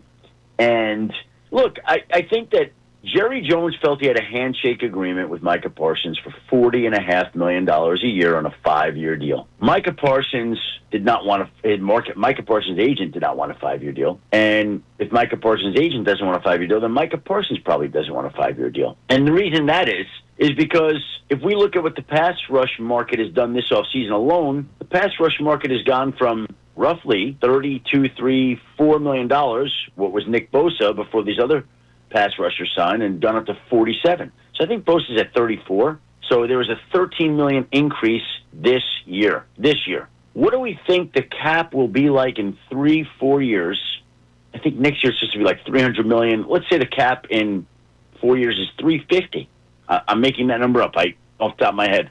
And let's say Micah Parsons is still playing at a high level. What is his number going to be in 4 years as opposed to 5 years? Like, he's going to get to sign in 4 years as opposed to waiting for that 5th year. That money is going to be big. It has a chance to be big again, right? So he wanted a 4-year deal. Jerry Jones shook on it. The pass rush market rose. T.J. Watt passed it. He was at 41. I don't think Jerry wanted to go when he felt like he had an agreement. Micah issued a trade request. The two sides dug in. Dallas wouldn't budge. And here we are. So, Shefty, tomorrow the real football starts with the Eagles and the Dallas Cowboys. One of the conversations we've been having today is what to expect out of the Eagles' offense this year. Obviously, Week 5 happens last season. The offensive linemen go into Nick Sirianni's office and go, yo, McFly, we have Saquon Barkley. Can we run the football? Now the talk is whether or not you want to limit the touches of Barkley because of how much usage there was last year. Do you believe there will be a careful effort to limit how many touches Barkley has so they think about January and February? Or can you even do that in the NFL? Do you just try to do the best game plan for you? I think that there will be a conscientious effort to do that. And it's also one thing to say that you're going to do it. It's another thing when you're in a game and you're up by 1 point and you need a first down and Saquon's already had 18 carries and you have him run the ball 4 or 5 times in the final drive to finish out the game. So, I think you could say it. I think you could think it. But I think it's another thing to actually go and do it. Now, I'm not telling you they won't. They might. It might. Could happen. But, I think his workload. How many carries did he have last year? Touches, I think he finished with the playoffs over 400, if I'm not mistaken. I don't think that he'll touch the ball that much. 345 rushes in the regular season, and then obviously the playoffs as well. Yeah, I would just guess that it'll be lower. I would guess, but we'll see. We've been talking about the Eagles' month of September. Starting out in Dallas, then having to go with the Dallas game, then having to go to Kansas City, home with the Rams, and then going to Tampa. It looks like a pretty challenging, first month of the year. The boys here are like, let's preach patience. If they go 2-2, it's okay. They went 2-2 last year and won a Super Bowl. I'm not like that. To me, when you're the best team in the NFL or projected to have the best roster, I think 2-2 is a mediocre start. Around the league, do you consider that with that schedule to be a mediocre start? A 2-2 start wouldn't be great. I don't think that's great. Now, they've overcome that in the past to get to where they want to go, but you always want to start better. I mean, that you don't need me to tell you that. Like, the schedule's tough all year long. You're going to have to find a place to win 10, 11, 12, 13 games, whatever it is you want to win. Like, you pick the games. They're all tough. And just because of the defending Super Bowl champions doesn't entitle them to anything. There's some tough outs on the schedule. That's a hard schedule, is it not? Yeah, I don't want to be when you're the best team in football and you're the defending champs. I don't want to talk about like digging yourself out of a hole or getting off to a slow start. I think the expectations need to be higher than that when you're that good a team. Again, I also think you have to be practical about it, too. I don't have Eagles' schedule in front of me to look at it, but I remember looking at it a few times and saying that's a tough schedule. All right, there's our 5 best minutes of Adam Schefter. You can hear the entire thing on 97.5thefanatic.com as well as our YouTube page. All kinds of fun things on our YouTube page, including post-show headlines, which today is listener-sent-in questions. And then as the season begins tomorrow, we are going to do some different spins on post-show headlines. For the radio audience that doesn't know, we have the pregame edition of post-show headlines beginning tomorrow. It's like a pregame show, Friday. like a 10-minute pregame show, 10-minute postgame show day after. Yep, absolutely, for you to be able to watch leading up to a game and, of course, after. All right, coming up next, a bunch of random bets on my FanDuel app, John's favorite bets on his Parks app, and why I love Ray Dunn even more. What? It's Kincade and Salciunas, 97.5 The Fanatic. Now on 97.5 The Fanatic Sports Update. It's Eagles Eve. I'm Connor Thomas, and yes, we're just a day away from the kickoff of the NFL season. The Eagles got some good injury news yesterday out of practice as we are just a day away from their matchup with the Cowboys. Landon Dickerson and Drew Makuba were both listed as full participants in the injury report from practice yesterday. In fact, the only player that had any type of limitations was Tanner McKee, who did not practice with his thumb injury. So the Birds are remarkably healthy and ready to go for tomorrow night. So Nick Serriani should be feeling good, and he talked about it yesterday. I think that we've had a good training camp. I think we had good OTAs. I think our habits are going in the right direction. So I feel good about that. Now we got to go do it. We got to let our habits take over in the game, and this will be a really good test against a really good opponent. It's Eagles-Cowboys tomorrow night, 8:20 p.m. from Lincoln Financial Field. The Phillies take on the Brewers for Game 2 after a mid-series off day yesterday. We'll see how they follow up their strong comeback win with what we watched in Game 1 in Game 2. And Aaron Nola faces Jose Quintana in that pitching matchup. First pitch at 7:40. This update is brought to you by the International Hot Rod Association. International Hot Rod Association Endurance Hybrid, where the roar of the engine meets the torque of the wrench. Building champions on the track and in the trades. Get your tickets at ihra.com. I'm Connor Thomas, and you're home for the best Birds coverage, 97.5 The Fanatic and 97.5thefanatic.com. Join the Fanatic.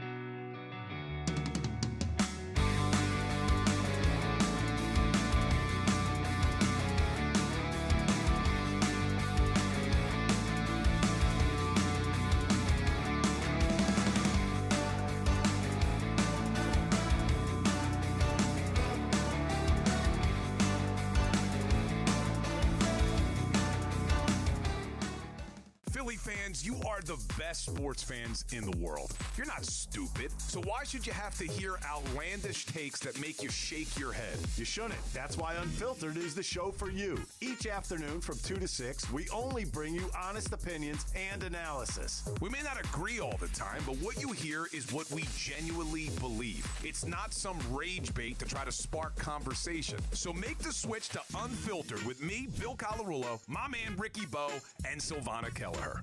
Every weekday at 2 p.m. right here on 97.5 The Fanatic and 97.5thefanatic.com.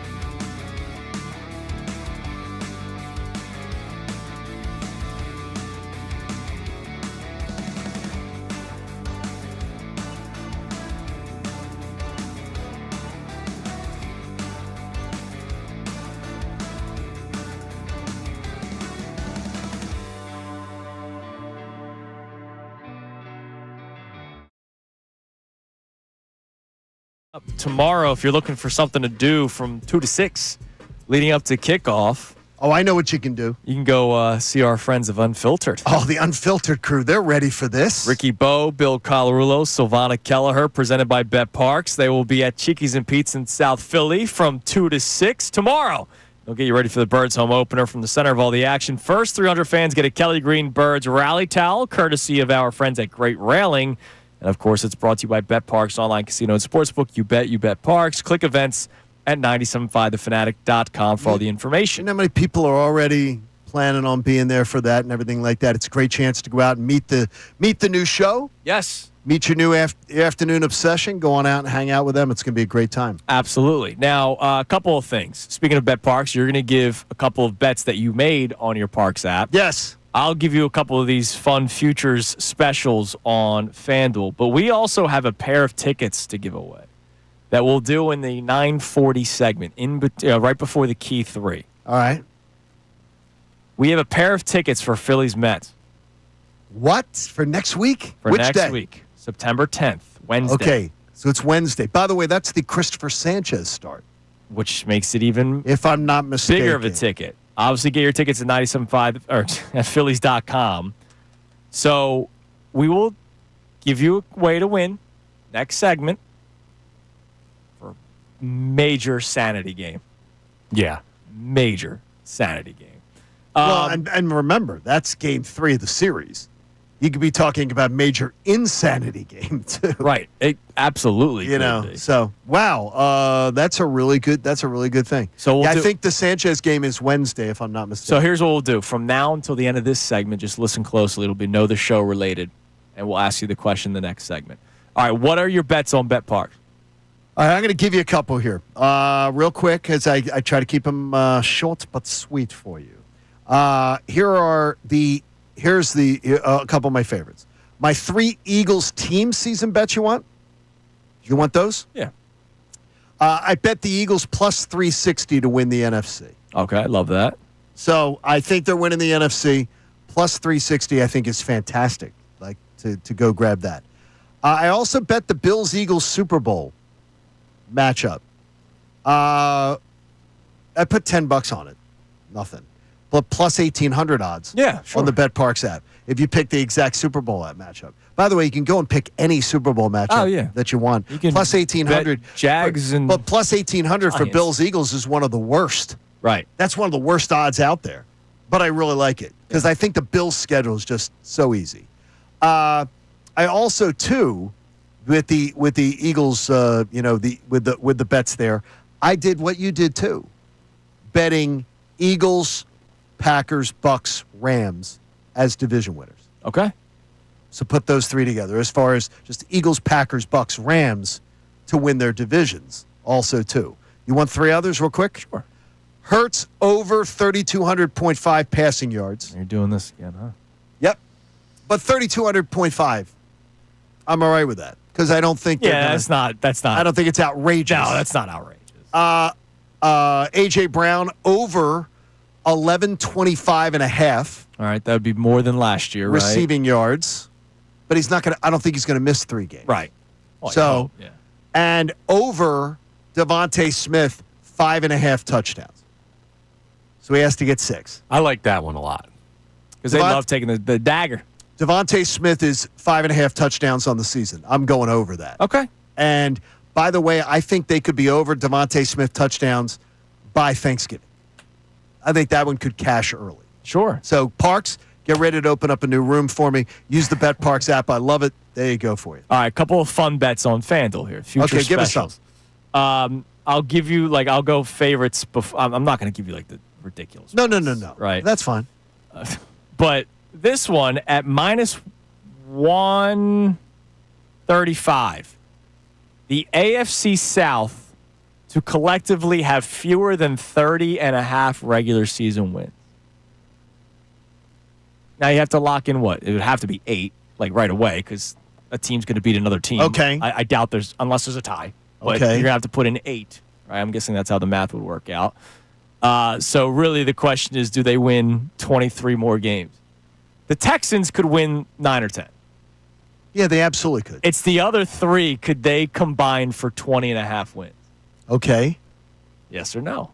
It's minus 130. And who are the teams? Ooh. It's the AFC South. Titans, Jaguars, Colts, Texans. That division could be really bad. No, I think it's a terrible division. Yeah. I think it's a putrid, bad division. I don't know who the Jags are. I don't know. No, I think the Jags are going to. I think the Jags are going to be really, really interesting with a new look offense. I was is Trevor Lawrence going to be good? They're the second best team in that division. Yes. And then the Colts. I don't know who Daniel Jones is, man. He stinks. Oh, we know exactly who Daniel Jones is. But is he better than Anthony Richardson? You know what I mean? Right now he might be. Yeah. Right be so. So there's one. Dolphins, Browns, Saints, and Titans to each miss the playoffs. Minus 105. Not a horrible bet. That's a good payout on a probably going to happen thing. Yeah, that is it. The Dolphins are the flyer there. Yeah. Bad vibe team. I hate Mike McDaniel. Mike McDaniel. Mike McDaniel was. I'm telling you this. Mike McDaniel was. I got to see him when he first made an NFL coaching staff. He was the biggest. He was such a strange cat. Right. When he was just trying to. I never thought. If anyone had said to me he was going to be an NFL head coach, I would have said never. Right. Never in a million years. Right. Exactly. And he is. Broncos to make the playoffs and Bengals to miss the playoffs, which is literally my scenario. Yeah. Plus 240. Don't do it. Saints, Browns, Titans to each finish dead last in their division. How much? Plus wait, 5. Wait, give me this one again. Saints, Browns, Titans. The Saints. I like that. I think the Saints are going to be absolute Saints, Browns, trash. Titans. Okay, go on. Plus 500 to finish dead last in their division. So not third, dead last. They have to finish 4th. That's not bad at all. Plus 500? I don't think that's bad. That's another flyer spot. No, that's not bad at all. The AFC South's tricky there. Well, yeah, because of how bad it is. The Colts could be terrible. They could be, but so could the Titans. I don't know. We'll see. The Titans should be. Who is Cam Ward? Is Cam Ward going to be? No, the Titans should be still terrible. Yeah, they should be. Is Cam Ward Jaden McDaniels or Yeah, Jaden Daniels, not McDaniels. Jaden I was thinking Mike McDaniels. Mike McDaniels. Is Cam Ward Jaden Daniels this year? Not to the point where they're going to the NFC title game. Obviously, that roster stinks. Because the roster's not good enough for him to be Jaden Daniels. Right.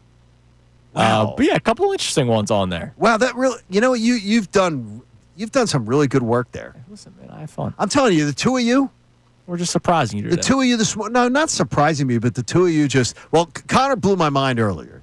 Has totally changed my.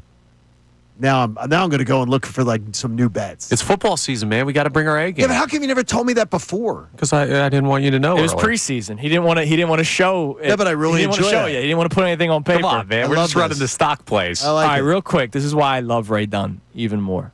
Well, can you like Ray Dunn more? Well, I can. You might actually dislike Ray Dunn more for this. Why would I dislike Ray? I don't dislike Ray Dunn. Ray is currently prepping for his show right now. Well, I love the prep that he does. Damn right you do. But you might not like this prep. Uh-oh, wait a minute. What is it?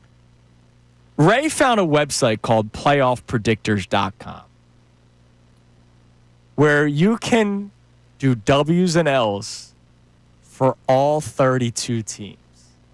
So if you pick like the Eagles to beat the Cowboys Thursday, okay, not only will it track the Eagles as 1-0, it'll track the Cowboys as 0-1.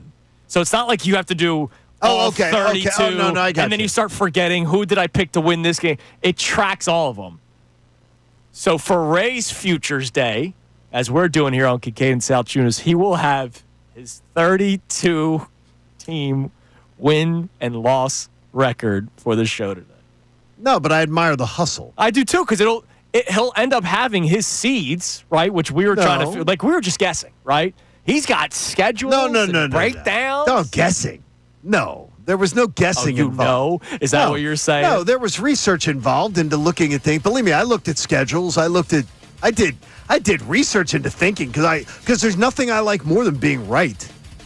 Well, I tried to be right.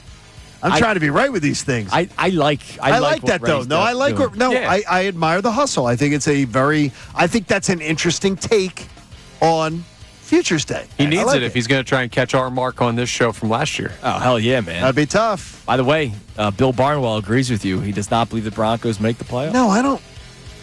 Gosh, I don't see it. I do.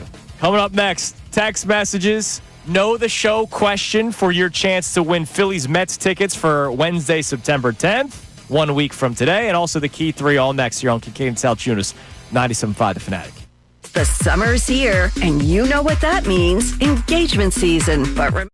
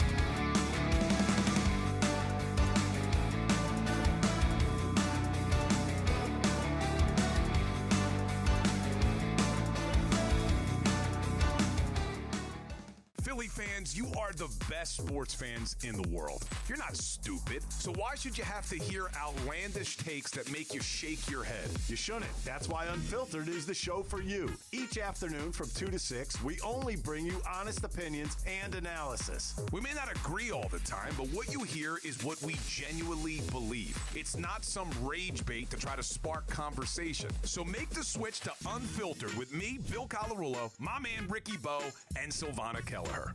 Every weekday at 2 p.m. right here on 97.5 The Fanatic and 97.5thefanatic.com.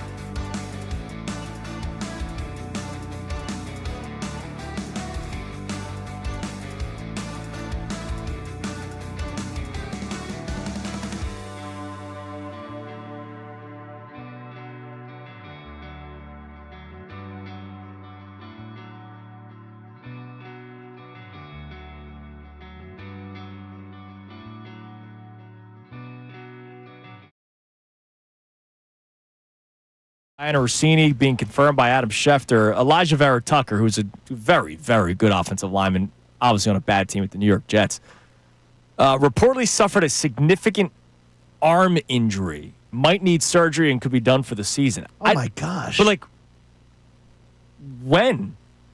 I mean, teams are practicing right now. They're practicing. Right, but, like, there's no report of he got hurt at practice. And Yeah, but you don't necessarily know. Yeah. Reporters aren't at practice. True.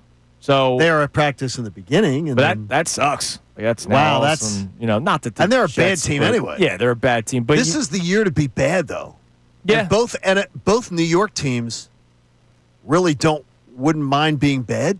Yeah, like even though they're fighting for their own championship. Yeah, but remember the teams. Remember everybody was saying they wanted to be in the running for Arch Manning. Uh-huh. And I tried to tell people. Hey, I asked people on the network, hey, how do we know he's not just like some guy? Oh, no, trust me. Trust me. Yeah, trust you. We're one weekend. Trust me. But I'm just saying, like, no. They anointed him before 2 weeks, 3 weeks, 4 weeks. We'll check back. We will check back. He is not a top pick in the draft. I just guy. asked, he never how was. do we know? And it was with such certain from a lot of people. Like, I'm not certain on anything with they him. Never were. They never did know. Yeah. Because they never saw him play. Not saying he can't be, but like what do you guys know? Like, here's what happens when a quarterback is really, really great on a college roster. They play. Yeah, they play. They force the coach to play them. He didn't force a coach to play him. There was a reason that he didn't push. It's there. I mean, he's a nice. Might be a nice quarterback. Yeah. Might be a nice quarterback. All right, hold on. There's more. I just saw something from Eagles Nation. Uh-oh. Ever hear of ever hear of Miller's Ale House? Yeah, I love Miller. I love Miller's Ale House. I met Stephen A. Smith in a Miller's Ale House. Did once. you really? Yeah. By the way, my brother's like obsessed with those places. He loves it. Right. Springfield. There's one in Springfield. Well, they have some really good ribs, by the way. They also have a new burger option. What is it? Everybody's going to use the tush push something. The tush push burger. Okay. Now, what is it? Now, is this a double meaning? What is it? Not only is it the hamburger, like the bun so and two the patty. buns. So two buns. No, pun intended. This is why I wonder tush push, depending on the aftermath. What? 3 mozzarella sticks, melted wine, American cheese, peppered bacon, barbecue sauce, fried onion tanglers on a toasted bun. Wait a minute. So there's no meat? No, and the bun and the patty. Yeah. Oh, it does say the Those patty. are the toppings. Okay, Yeah. 3 mozzarella sticks. Melted white American cheese, peppered bacon, barbecue sauce, and fried onion tanglers. Sounds awesome. Well, we know where Jose Alvarado's going. As soon as they get back from Milwaukee, we know where he's going to be. All right, Connor, what's the schedule? I already forget. What's the schedule? Hey. Because we were talking about the 2-2 versus the 4-0 start to the season for the on Eagles. the Twitter poll we got.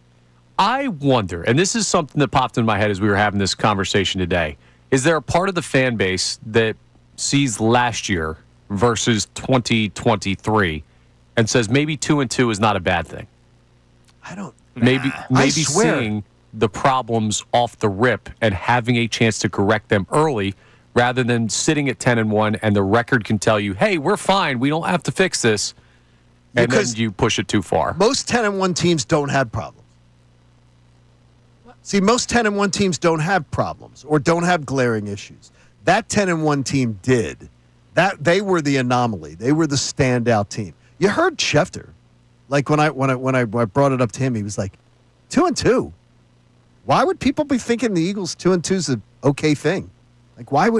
He literally was like, why would you think that? Why would any Eagles fan be thinking 2-2 is a good thing or okay? It's not okay. Gotcha. They're the best team in the NFL. Plus, that 10-1 start, like, when did we start seeing that, like, James Bradbury was cooked? It wasn't until, like, later. Yeah, right. Right? Remember the big Dolphins game? Like, oh, man, this is going to be a tough battle against those weapons. They handled shut them. down the They handled them well. It was That's after the Sunday bye night. week was when James Bradbury, like, died. Yeah, I just wonder if some people are looking at this and saying, hey, work out the kinks in the first 4 weeks. I want to see what your problems are so we can address them rather than, hey, maybe you get through with fool's gold. I don't know if that's mentality for some people. Or they're the best team in the NFL, and their problems are like rich people's problems, which is what they should be. They're the best roster in the NFL, or the second best, and their problems should be rich people's problems. Yeah, but I don't prepare for should. I prepare for could. Yeah, I think a lot of people are going into this season really the wrong way. They go into the season saying, okay, we are the best team in the NFL. We're the defending Super Bowl champions, and we should be back in the Super Bowl. Period. By the way, Philadelphia 9. Everybody meets famous people at Miller's Ale House, apparently. It's really cool. Why? He met Fred X at a Miller's Ale House. He did? Hell yeah. Did he do the belt? He said 2 days before he got pinched. Oh, no. I'll tell you this. The Springfield location, you can't get in. Baltimore Pike. Oh, really? Like that packed, huh? Like you can't get in. And on a game day? Oh, yeah. Oh, game no, day, like I'm not talking about I've never been there on an Eagles game day. I'm talking about just go watch the like college football 1 o'clock games. Go watch the 4 o'clock games. I think some of the Penn State people hang out there. By the way, Penn State, I saw I put out this morning, they changed their supplier. Okay. They changed from Adidas they're switching from Nike to Adidas. Okay. How will anybody notice? Like, what are they going to do? Make the blue even more bland? Make the gear even more bland? I mean, Penn State changing their gear. Yeah, it's just. We're going to make it more like everybody at the. They're not going to be like Oregon. Like right? everybody at the old folks' home is going to wear now it's going to be Adidas. I mean, seriously. The gear is the most boring gear in the world. It is the most boring gear in the world.